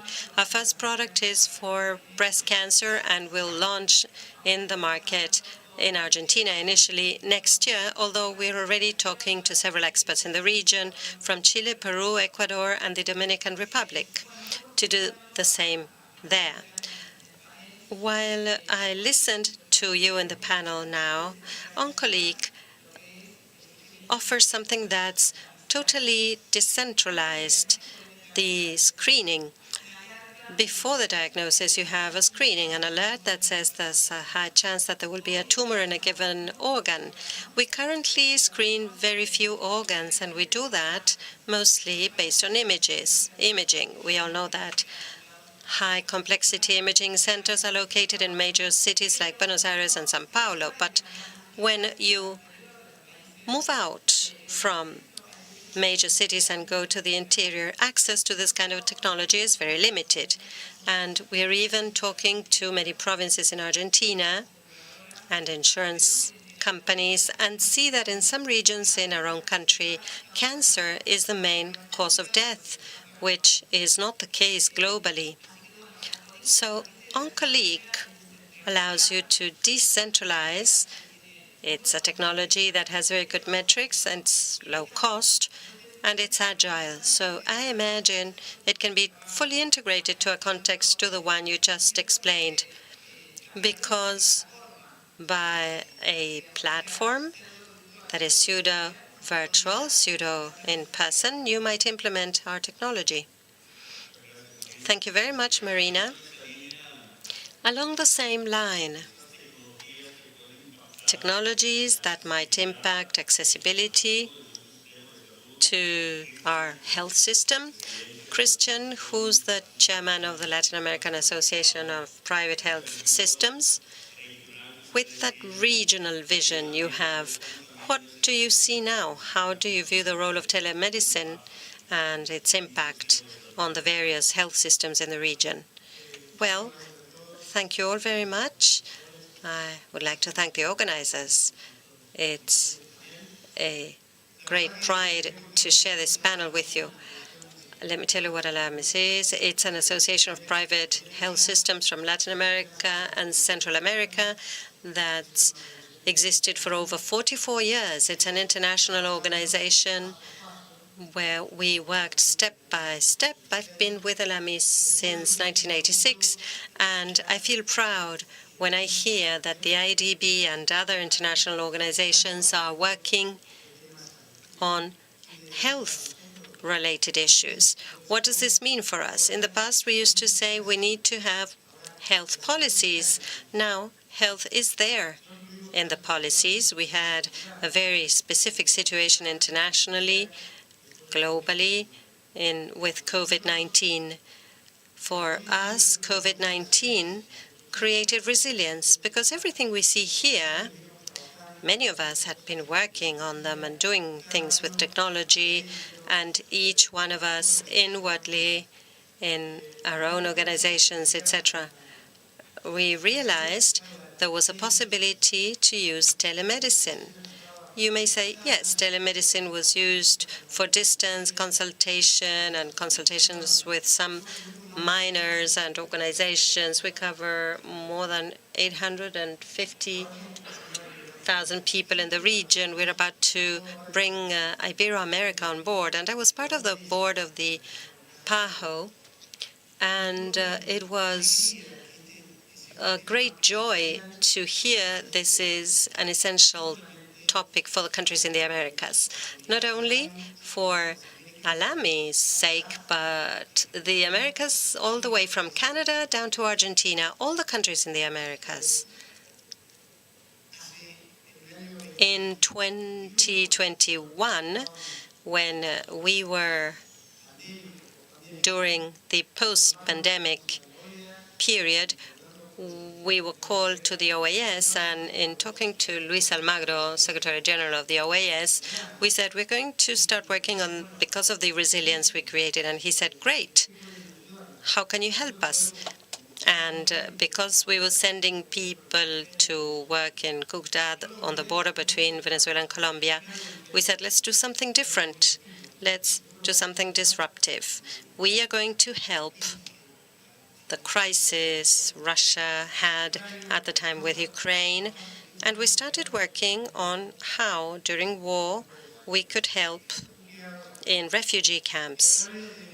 And using telemedicine, given the capability and number of professionals we have in the region, we started working to that end. It was a very significant journey because we went through the Americas, identifying the hours each professional could donate, and each had their own system. That's why it's important to have interoperable arrangements. This is very important. We started working, and when we came across something terrible, which was the Pan American Highway, you know that it goes all the way from Argentina to the U.S. and Canada. But it stops at a spot called the Darien spot, which is a place that could not be traversed. Now there is significant migration there, and we were asked to help there. It's terrible. People die on the way because they're eaten by animals or suffer diseases. Women are raped. I was there, and 35-year-olds are told, you are old ladies, and other things, human trafficking. They migrate to go to better places like the United States. They go from there to Panama, from Panama to Costa Rica, and they continue walking. So we gave them the telemedicine resources we had to measure what was out there by using that tool and what vaccination they got, how patients were doing, etc. I know I have little time, but we would have many hours worth of discussion on this. We committed to that. Pope Francis gave us his perspective of not leaving populations that are distant aside or behind. Colombia, which is facing huge health issues, we can elaborate on that. But telemedicine, because of its geographical diversity, it will give it the possibility of serving all patients. Thank you, Christian. Christian, you touched on something, interoperability. And perhaps Rodrigo, we spoke about the opportunities of telemedicine and improving access to health, but let's talk about the requirements that have more to do with infrastructure and internet. What are those, the needs, and how do you think that we should work to create those conditions? Perhaps more to do with infrastructure and conditions, so that everything we are saying in the way of digital health services can materialize. Perfect. There are several different topics there. There's an investment in technology infrastructure that is necessary and diverse in the region, depending on the maturity. One could say, to give you telemedicine, I need high-speed internet because that will allow me to make queries or download big files. I don't know if you saw an image file from the PAC system, but they may be very heavy. And for that reason, I need to have high-speed internet to download it. But aside from that, and that those investments are required, which are leveraged in other sectors too, not only in medicine, it is a more comprehensive use. Sometimes it's also true we need to make do with what we have. And even if there are limitations, what one tries to do, at least what we've tried to do, is to say, I have no high-speed internet here. How can I solve this? How can I provide a medicine service? I may not need a real-time service. Perhaps a chat and being able to share files will allow me to have a patient who is located remotely and no access to have the backing of medical service that is done synchronically. Obviously, it's not ideal.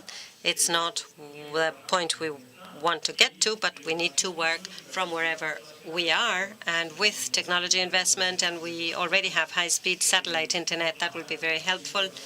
Once that arrives, we'll be in a better position to continue offering better telemedicine services. Great, Rodrigo. And here's a quote from Alejandro. You were speaking about the pandemic and the digital transformation.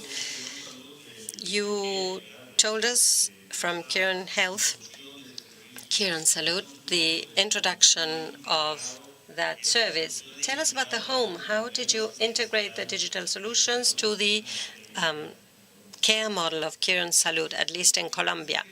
Firstly, in our hospitals, we've included ICTs, information and communication technologies, and especially telemedicine as part in our entire medical care model, which has 3 pillars. The first pillar is people-centered service. Secondly, it's a highly reliable model. And thirdly, providing comprehensive integral care. So by integrating the pillars in our model, we have enabled a cultural change for its daily use.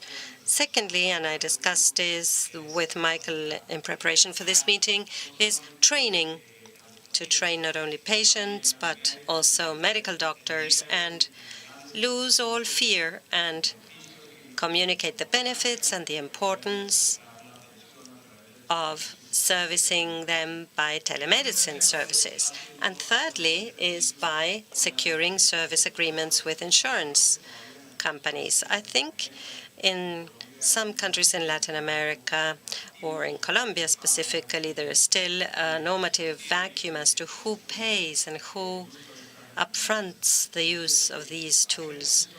So we reach those agreements to make available to the community care services through telemedicine. Michael, back to you. Alejandro was touching that important aspect of healthcare professional, the global shortage of healthcare professional, and the need to constantly train those resources that we need in our healthcare system, and also the challenge that we have to improve quality of care and maintain quality of care. So how technology, being cloud-based technologies, how those could support those challenges in training and in maintaining quality of care. Well, I think the biggest point would be accessibility and access, those two words. So everybody has a dream of going to a Harvard medical school, right? Or going to a certain spot, but very limited access. Only so many people can get in there. Imagine if you can utilize and you go work with some of the best hospitals and universities, and you could bring that technology to create curriculum and courses so that you could train anywhere in the world. Right now, I've been utilizing it in many different aspects. So on one case, we're working with the Asian Society of Thoracic Surgery, Cardiovascular Thoracic Surgery, where we're creating an online accredited program so that traditionally, for example, and this is applicable here in Latin America, a lot of surgeons in, for example, India and other areas, they will actually travel to Europe, or they would travel to the UK or America to actually receive their education. They might leave for a year. And in that process, they may not go back. And this is not very good impact for the local hospitals. But imagine if you could bring the training to them. And you can utilize immersive surgeries using VR, metaverse technologies, however way you want to paint it, where you can actually put them in the OR next to the most innovative and cutting-edge surgeons there are, and they can actually have that value share. That impact is astronomical because now you can actually study from everyone. You can look inside and see exactly how they're doing it, a play-by-play, and then you try to make it applicable. For simulation, we're working with LA Children's Hospital now. We're going to take some of their simulation courses. We'll put 80% of it online and then 20% in person. So imagine any any pediatrician here that wants to learn some simulations or training, they could do it online, and then they could go for a hybrid workshop and get 20% there. They could get their accredited program, they could get their CME, continued medical education credit, and then go back on. That's the power of technology, sharing. COVID did that. Before COVID, if you had asked someone about this technology, they probably wouldn't have been so inclined to actually participate. But when COVID hit, everything stopped. No one was allowed in an OR. Education just halted. No one went in and say, hey, let's do some training. They would have debriefing, right, using telemedicine or teleplatforms, and you would try to get by. But essentially, we have a gap of 2 years of training. If you use virtual programs, anybody, anywhere in the world can study and they can learn, and it never has to stop. And any surgeons here, or any nurses here, or anybody that works in the healthcare environment can actually train online and bring it back. And it's standardized. The same education that's in the US, that's in Europe, that's in Asia, can be here. You work together, you localize it, you make things, there has to be tweaks here and there because there is some things you have to get around, but as long as you work with good partners, it's localized, it's accessible. And I think that's the most important thing for education moving forward. Education is everything, in my opinion. Thank you, Michael. Digamos, Rodrigo. Thank you, Michael. So, Marina, Rodrigo, we need a plan to overcome regulatory barriers, structural barriers in terms of internet, how we can use technology to improve the situation in terms of the health resources we have. So, let's say we have a plan to improve that offer. So, what are the opportunities for us to take advantage of businesses, those opportunities that you see at OnColic for Argentina and for the region, to achieve the commitment of exporting health services worldwide? Well, I believe that the biggest opportunity is to overcome the challenges we have ahead of us in the next 2 years when we launch to market. The clients with whom we are speaking have very diverse context in terms of infrastructure, in what comes to cancer prevention. So, as OncoLeaks leader, I believe that challenges are very different, also within Argentina itself. So we will be better positioned to then offer our services to other markets besides Latin America with a more robust position, having overcome all of the obstacles that the region presents before us. In Europe, for instance, we have an aging population. The need for this kind of technology is even greater for different reasons. So I believe that Latin America is laying one first market for us to learn, to be able to provide what we aim to provide in the different contexts and then be able to export. Thank you. Thank you, Marina. We do not have a lot of time left. So, Christian, I'd like to ask you, well, we've discussed opportunities. Mariano has told us about the business opportunities.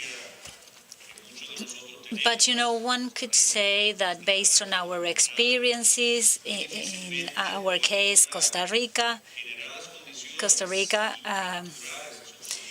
if we could have the proper views and capture opportunities, would you say, is it that it is possible without a public-private partnership?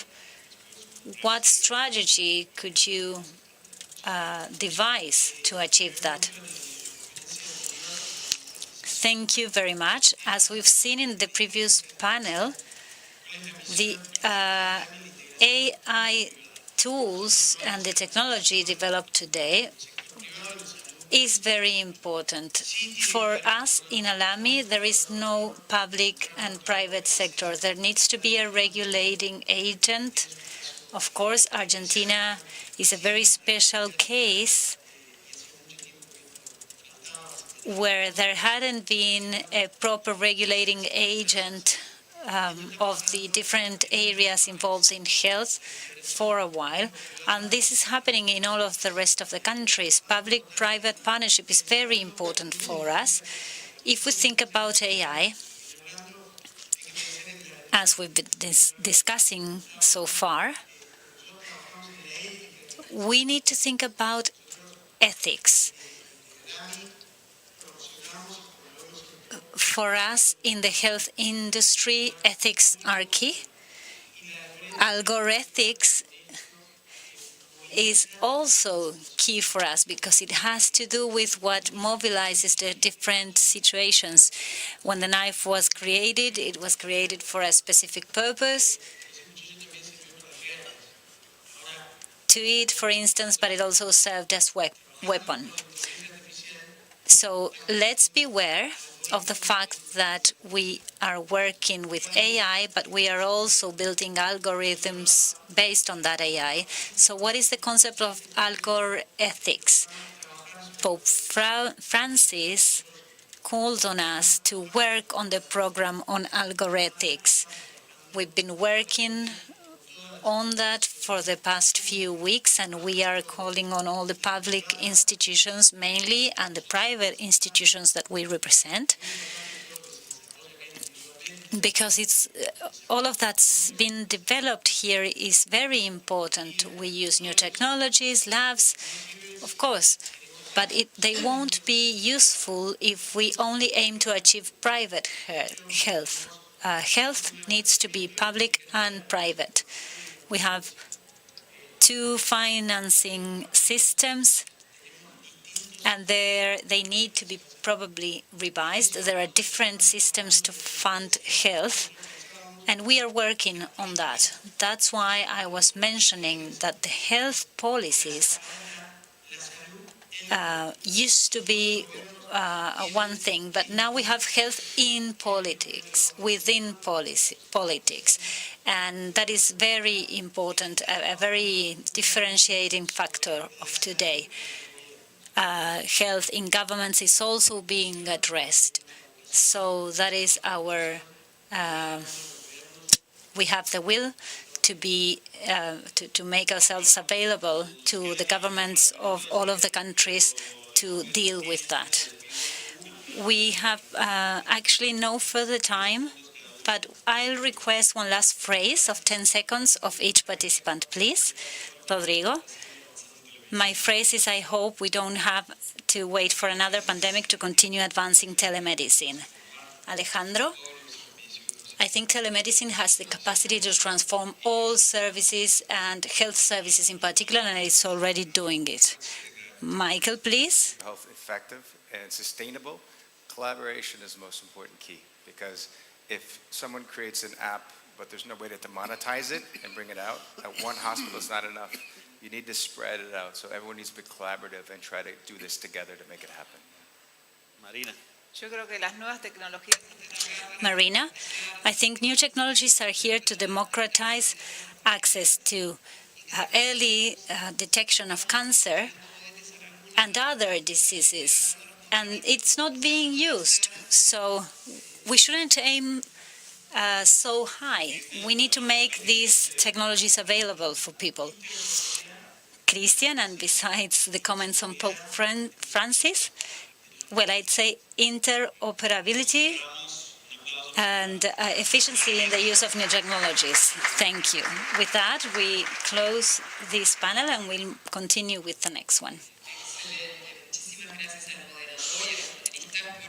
Excellent. Thank you to the moderator and the panelists for sharing with us this hopeful message, really very much useful to us in such uncertain times, of the potential of telemedicine from early detection to surgical procedures. That's been a very interesting panel. So we are moving on towards the last hours, the last minutes of this forum, of day one of this forum.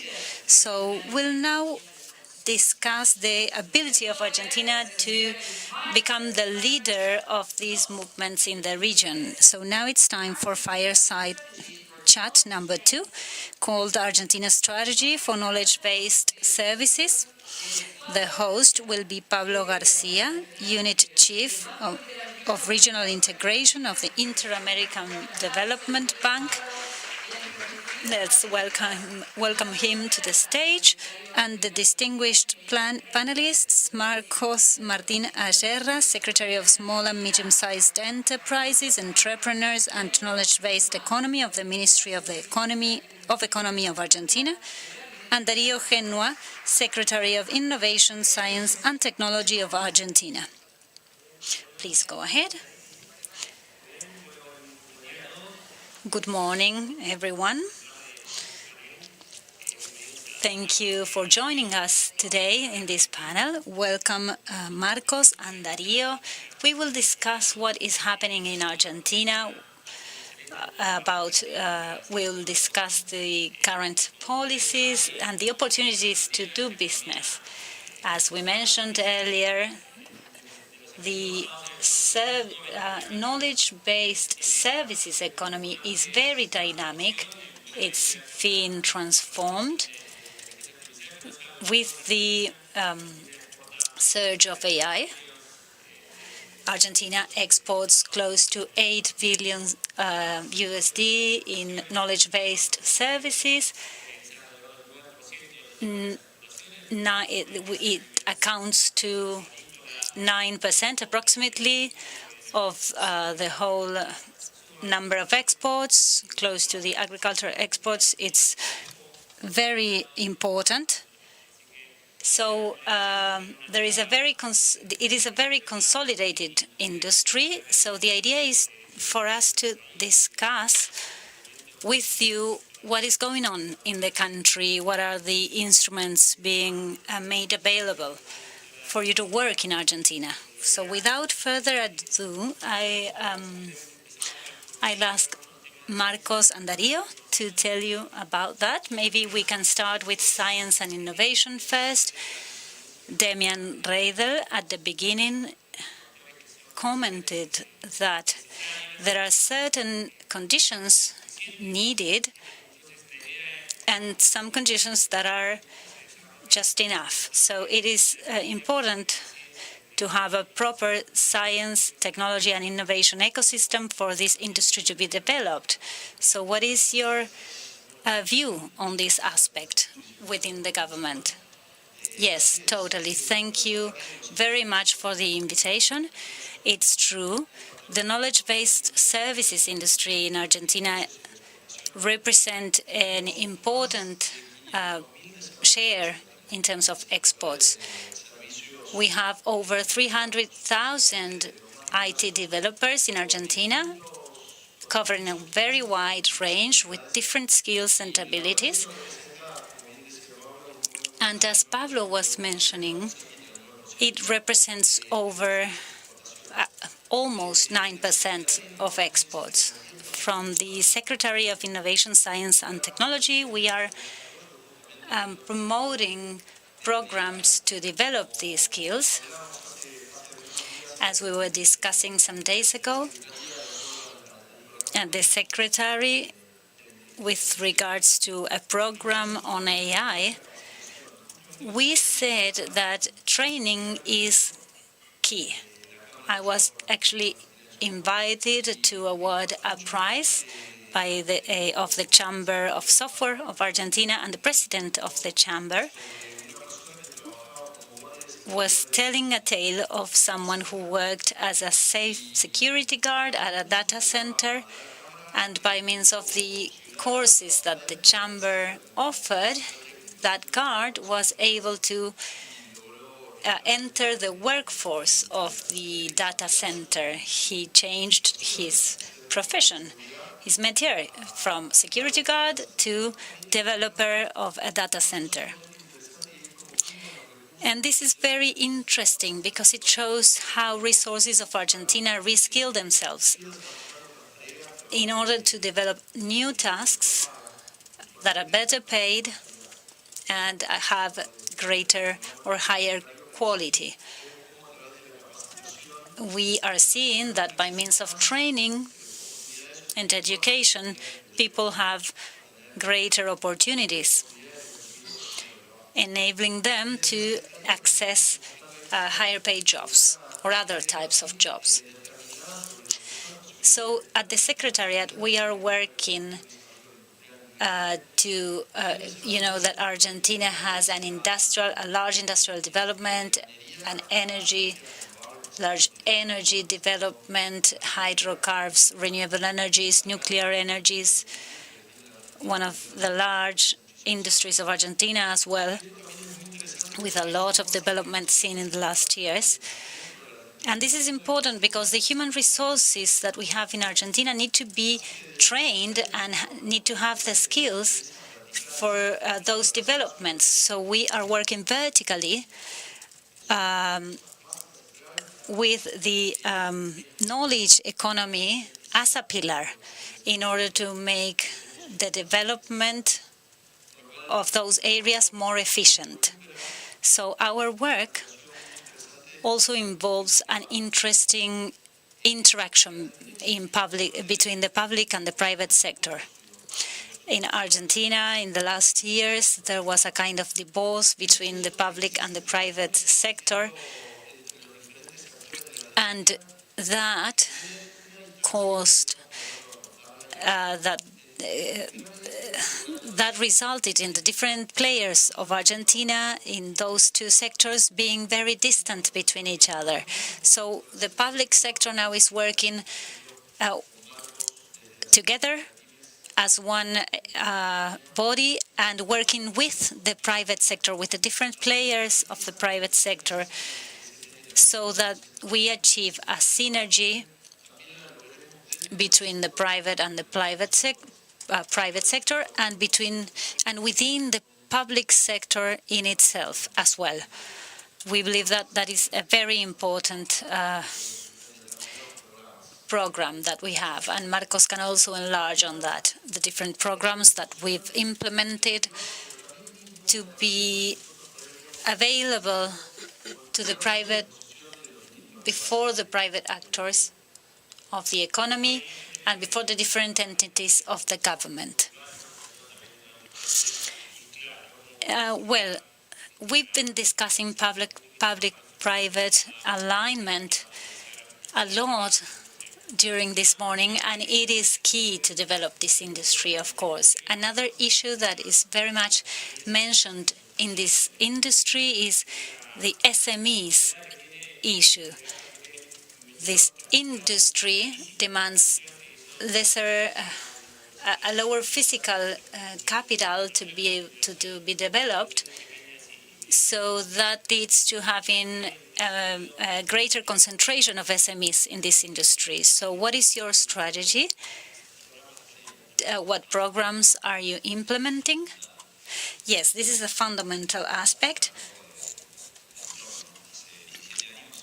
To provide a bit of context, Argentina has not grown its employers' numbers in the last 10 years. There have been there's been creation of new employers, but overall we haven't grown. So we are actually changing the paradigm today, and I'm very excited about it. The Secretary has an SMEs regime with 1,700,000 registered SMEs, and the Secretary devoted to them. Over 10,000 companies in the knowledge services area, 70% of contributions provided by those companies. But what I mean is that it is very important to observe an integral, a comprehensive approach. When we analyze why things haven't been successful, why companies haven't been successful, we always mention macro stability, the clamp on the currency, the work regimes, or the labor regimes. This has been already treated in some recent bills and will continue to be addressed, to be improved. And lastly, we have the financial aspect. Argentina had a loan on the GDP of 4% when we entered the administration, and that made no sense. A country without currency is like playing soccer without a ball, really. So in only a few months, we've reached 7% of the GDP. Inflation rate has been lowered by 7%, and the country risk has also been lowered to 700. And we have different tools like SGRs or louvers and digital access for SMEs. And another problem is red tape. We are working hard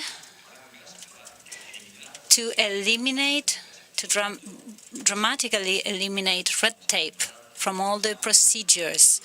So we are improving macroeconomical perspectives, the labor regimes, red tape, and lastly, we need to speak about large companies. The delivery centers, for instance, is a huge opportunity for Argentina.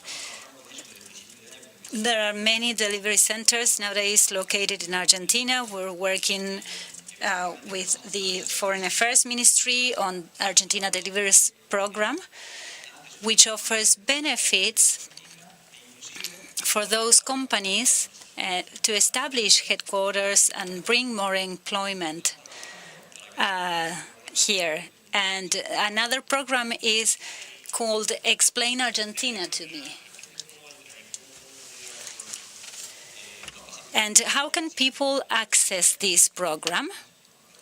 There are more or less 50 delivery centers in Argentina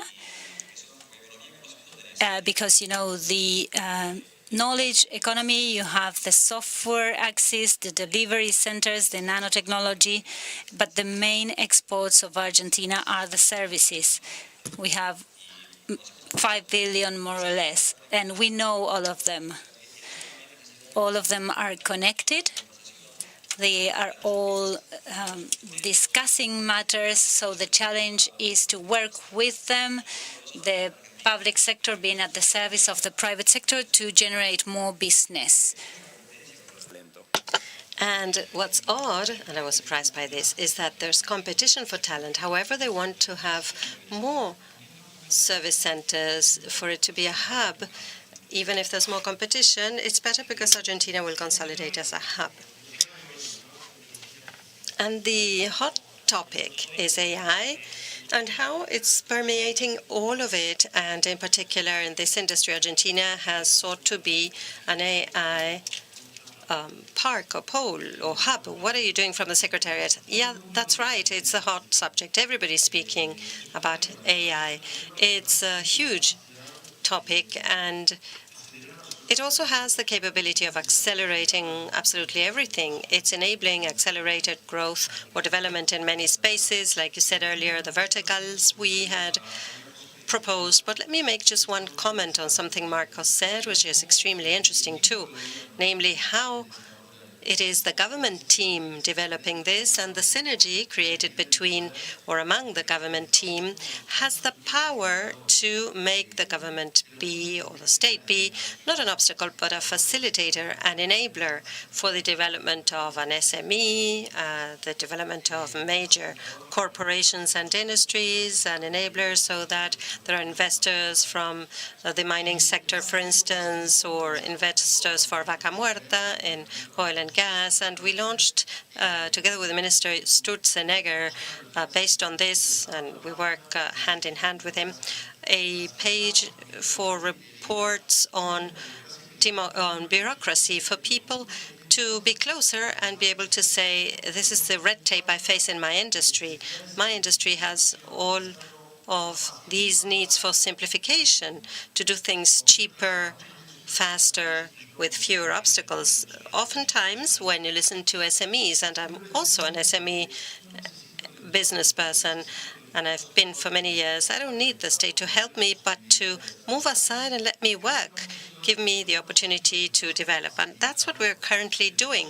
We are having the government become an enabler to be part of the development of the businesses and SMEs. And back to AI, how that ties into all of this, so that from the government, with the adoption of AI and the use of AI tools, the government can be more efficient, transparent, and capable of providing better citizen services. That's extremely important as well. I listened to how a hotel may now become a healthcare center or hospital. And that's extremely interesting because that's thinking out of the box in a space where, through a service or telemedicine, you can reach anyone who doesn't necessarily need to be there in a clinic or hospital, but at a hotel. That's understanding where development is leading us. And the development of AI by the various verticals and use cases has the opportunity to do precisely that, accelerating processes, accelerating capabilities, and developing businesses that would take longer in a much shorter time frame. So AI, we think, is one of the key sectors. Having said this, one of the spaces we believe will be truly capable for future is what's needed for AI, data centers and connectivity as the foundations for its development, but also human resources. Human resources need to have the right training to develop into the future. So there's a great future for investing in data centers in Argentina, in communication and connectivity networks, and obviously the energy, which is a necessary and extremely important piece for these tools to develop.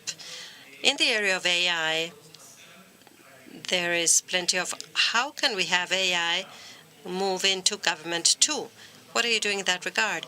We are working to include AI tools in all the services the state provides to the state. The state provides services to the state and to citizens, my secretariat especially. The GDE, Electronic Document Manager, online or distance formalities. We are automating procedures. We have over 22,000 formalities to include AI.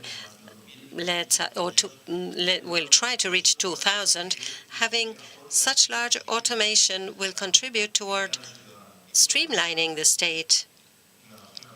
And on the other hand, there is one application you may be familiar with, which is Mi Argentina. We're also using AI tools there. Firstly, in the chatbot, a significant piece of it, because we are adding many features so that you don't get lost when you go into Mi Argentina. Because as you add more and more features, what you create is great in terms of proximity, but it also creates complexity. And that's what we are trying to reduce by the implementation of AI tools as part of the chatbot. Marcos, many of the people here who are not from Argentina and have come to Argentina and are thinking about what they can do here, where to invest, will obviously be in Buenos Aires. But I think it's important for them to know that Argentina is huge and we have plenty of potential in many different areas, and the knowledge-based industries have a development hub in every province, and I am aware that the government has a federal perspective of this. It would be good to elaborate on your approach at the federal level to develop these services. Firstly, the government philosophy. I think you were mentioning it just now, that the government should do nothing that can be done by the private sector, and the national government shouldn't do anything that the provincial governments can do.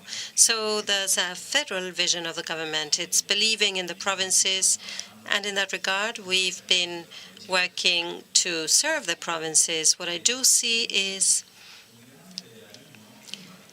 great federalism, in particular in the knowledge economy. It's behind all industries. There are some 40 clusters of knowledge-based economists in the country, Rafaela, Tandil, 40 in all, and they have the federal cluster network. They have joined, as we have the Argenco and CECI, various different trade associations, but that has been highly federalized already. Then the governments of the provinces have put this on their agenda. With every government we talk to, they have people devoted to this. Why? Because they see how they can create jobs, because it's young jobs located anywhere, high pay. There's connectivity. That's something you are working on, right? Yeah, connectivity is a key piece of this. We just mentioned we're working on a national connectivity plan, which will determine the possibilities for connectivity for the country at large. We are drawing a map of the country, and as part of the map, there's already a map, including all the fiber optics networks we have, in addition to mobile networks, plus satellite technology,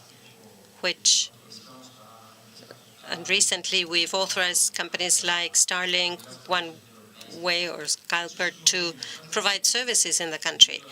That's extremely important because we want to be more federal, and it's important to that end for you to be able to connect from wherever you are in Argentina to provide remote services, not only to Argentina, but also abroad. And that has to do with being federal and having possibilities and having a country that has more distributed development. The center of the country, if you analyze it, is the part of the country which is more densely populated and with more population and greater development. But we must not forget about the north and the south, which have huge possibilities in addition to great beauties, but they also have excellent professionals and universities and science development centers that allow those spaces to provide services elsewhere in the world. And as Darío said, let me add to this that the RIGI, a recent regime that was passed by law, is creating many projects in mining, energy. There's plenty of development in the interior of the country, which is a business potential for the knowledge economy too. And actually, I've spoken to many local developers that are full of, there's a good pipeline locally in addition to the international one. And let me end up by saying that this CONFEC, the Federal Council for the Knowledge Economy, which is in our purview, which existed before. We've continued it. It's there in every province. And this year we have included the 3 private sector trade associations, which is great because there's a national agenda in aid of the provinces. Because the beauty is that the weakest provinces hear the more advanced provinces like Santa Fe or Córdoba.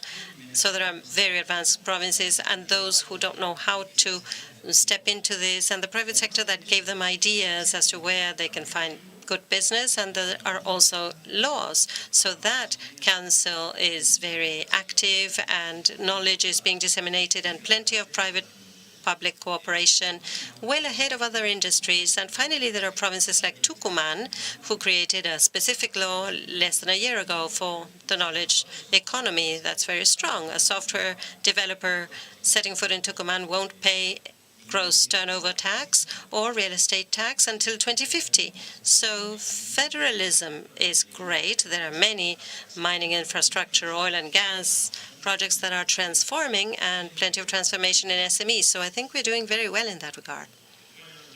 Very well. We are running short of time, but I wanted to do an exercise. Many of the business people here and the thousands that are connected by streaming are experts in pitching sales, so to find investors. And the idea is to turn around the burden of proof and ask you to pitch on why to invest in Argentina. If you had 3 minutes, they're experts in pitching, right? So you need to do a good job. We should invite them to step up and help us from the stage. It would be great.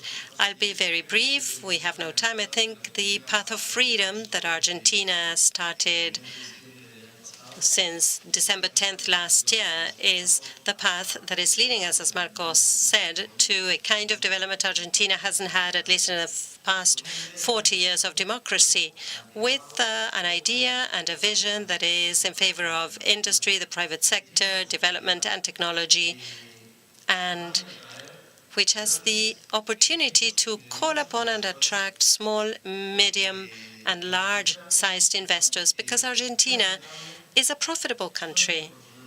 Just to quote an example, and allow me to take this time, Argentina is as profitable that it's the only country in the world that has the possibility of charging an additional tax to the agricultural sector and still be profitable. That is the example of how investing in Argentina can be profitable, and the future without state interventionism, without a government that's on top of those who work, but side by side with workers, developers, and anyone wanting to grow by investing and working in Argentina. Marcos, I am hugely optimistic about Argentina. I have 4 kids, 3 are living abroad. And why did I join the government? Because I want them to come back. And let me just give you an anecdote. This week, their savings from other countries, they're investing in this country, an incredible signal. But what big things do I see? A cultural change first, because you may wonder, why is this time different? There's a cultural change I see across the country. Either me or anyone from my team travel all the time to provinces, and fiscal order is here to stay. Everybody wants it. Secondly, employment created is private. It's no longer from the public sector. The question is how much, to what extent the public sector will diminish. It's a cultural change.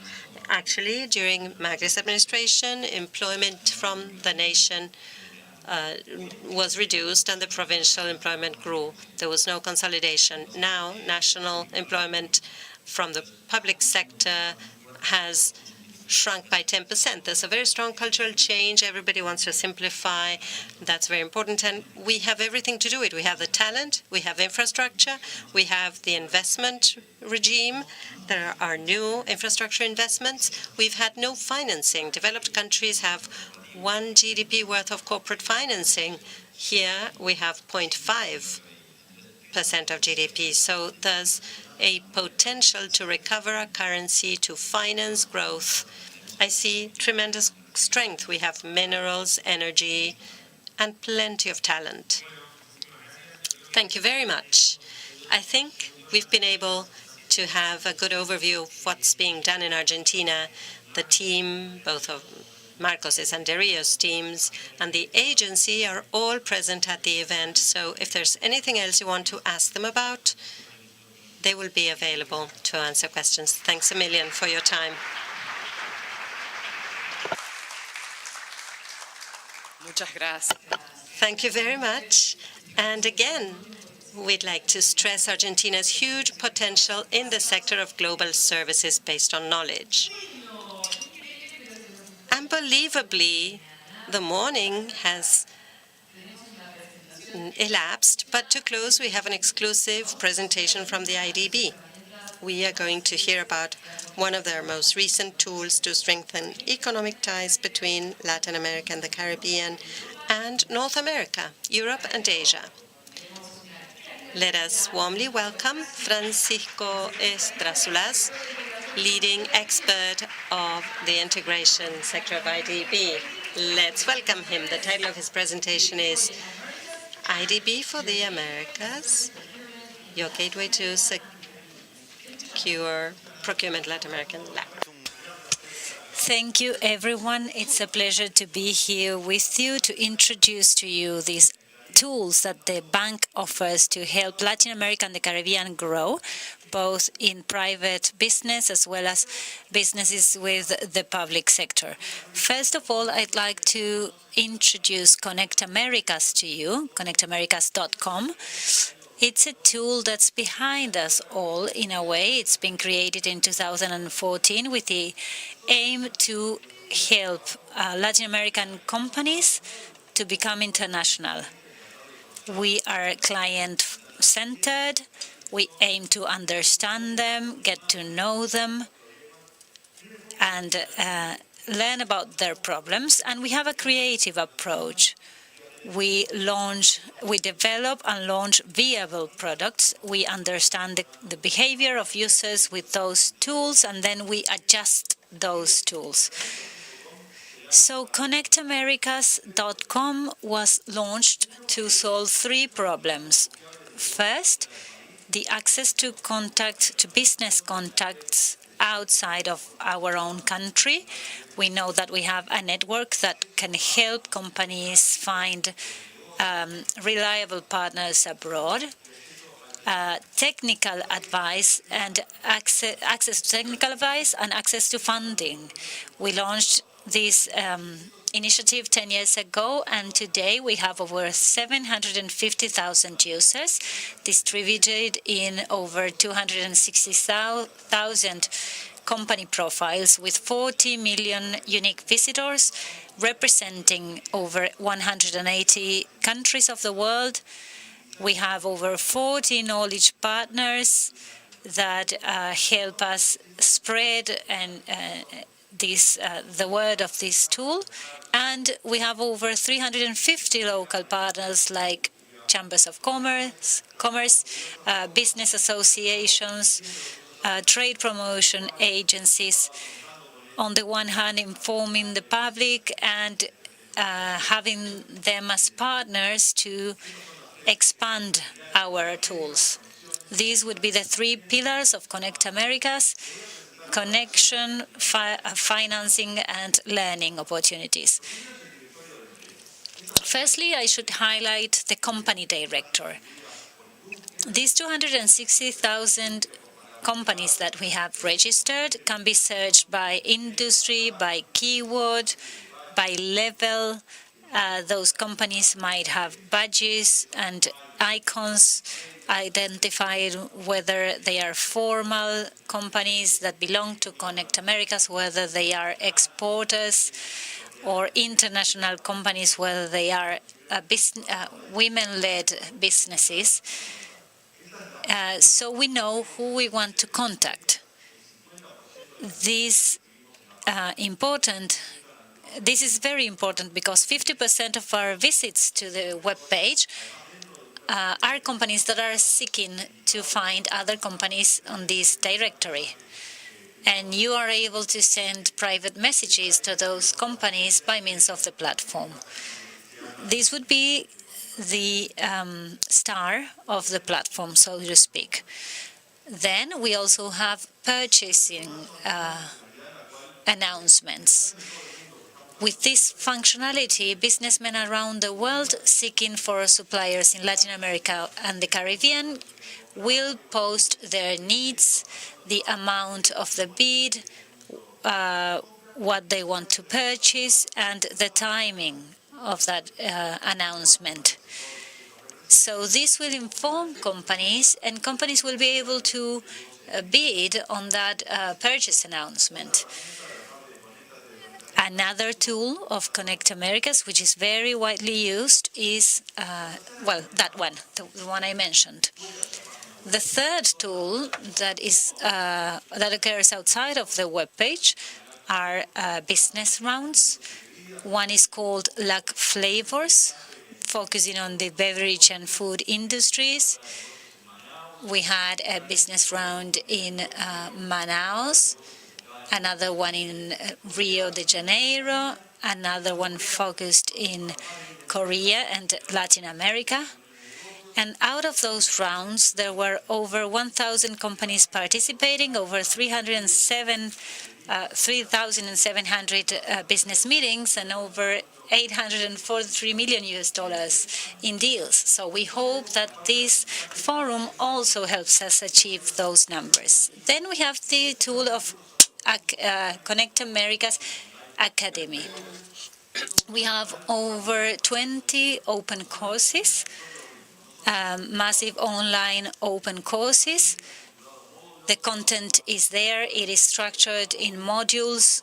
People can complete modules and then access the following one and obtain training on business management, foreign trade, e-commerce, digital marketing.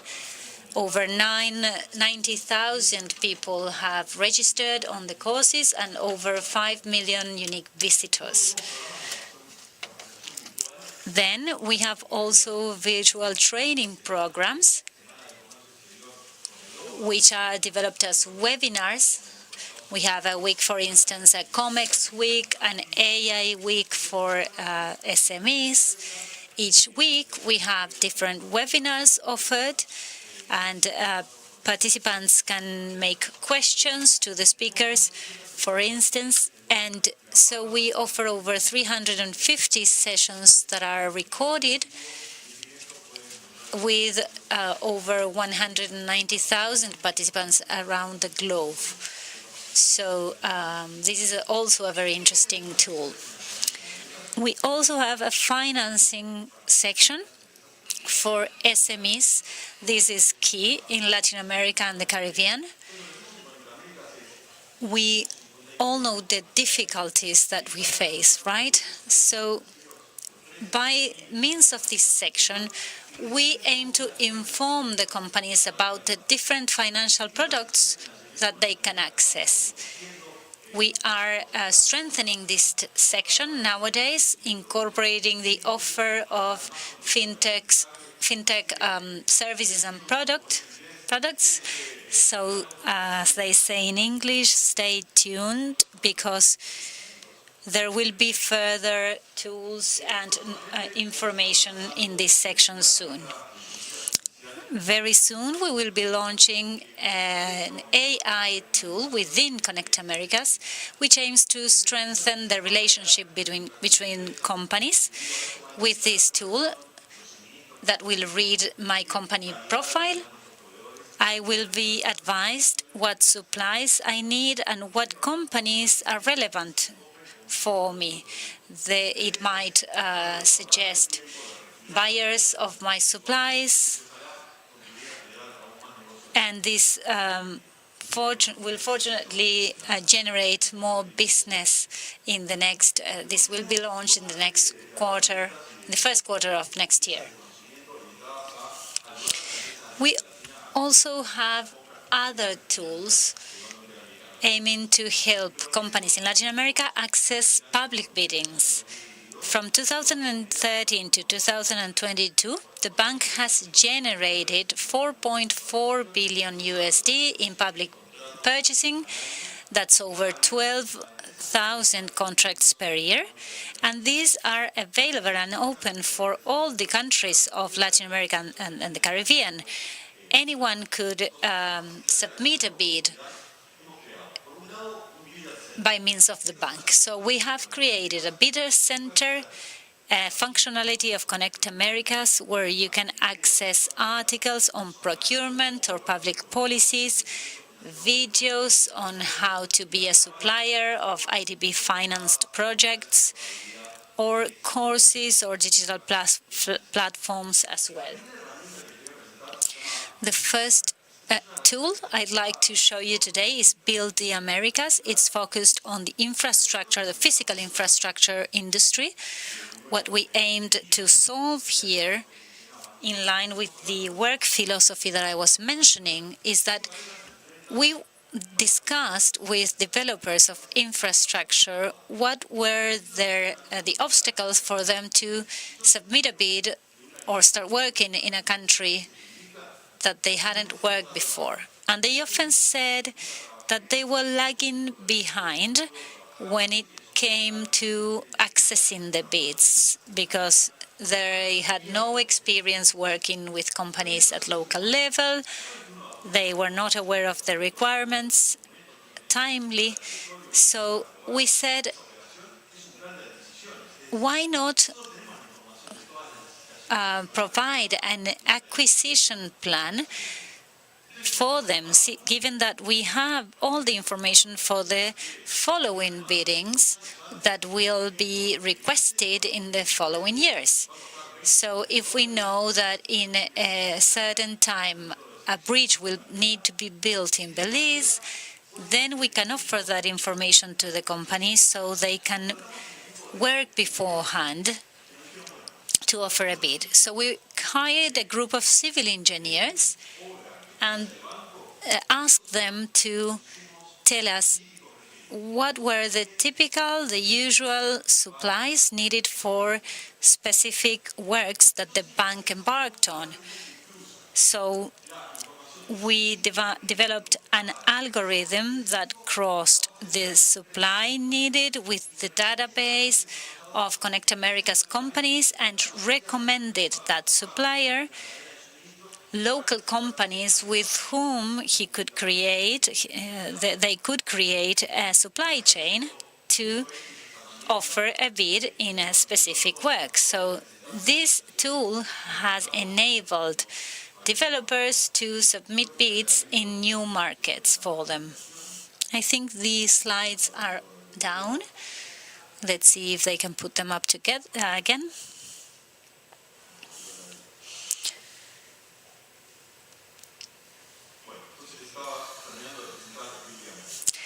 So that was Build the Americas. And now I'd like to show you the new tool that's called Bid for the Americas. It goes beyond the infrastructure sector and applies to all public biddings of the bank in Latin America and the Caribbean.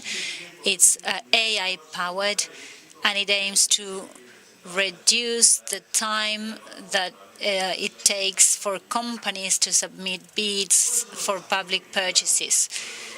The challenges we aimed to overcome with this tool is that first,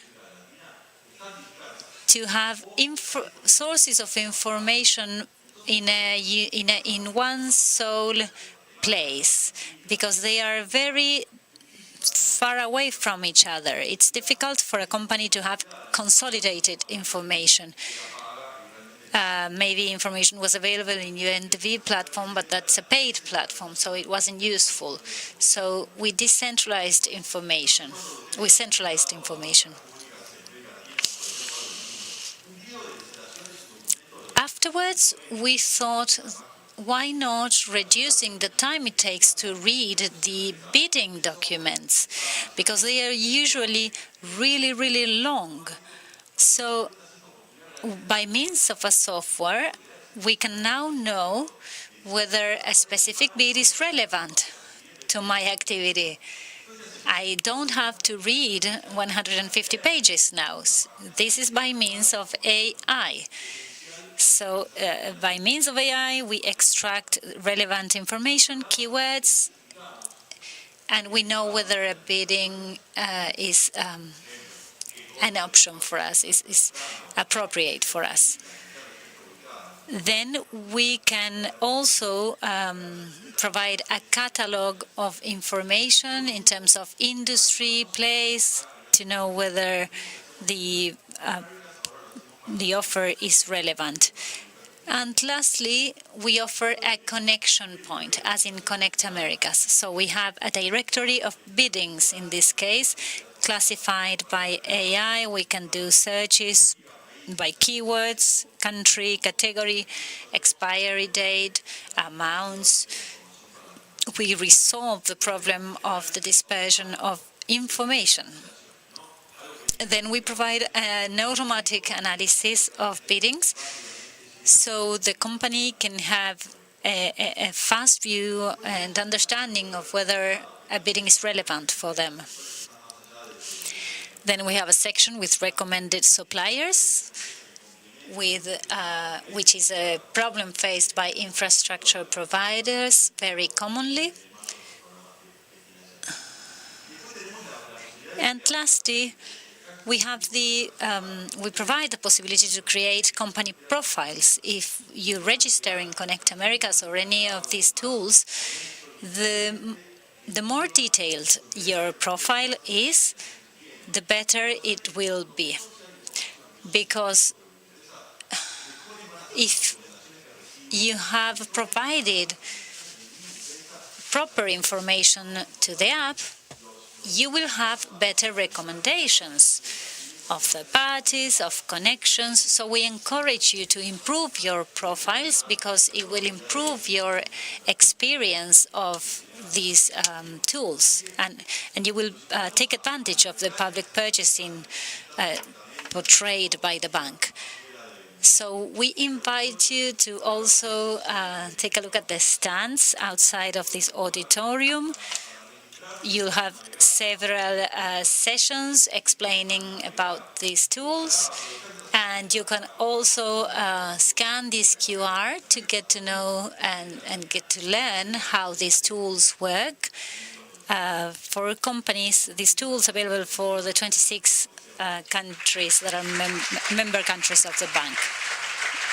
With that, thank you very much for your time, and have a nice day. Thank you, Francisco, for sharing that tool with us. I hope it's very useful, and lets the companies present here today grow.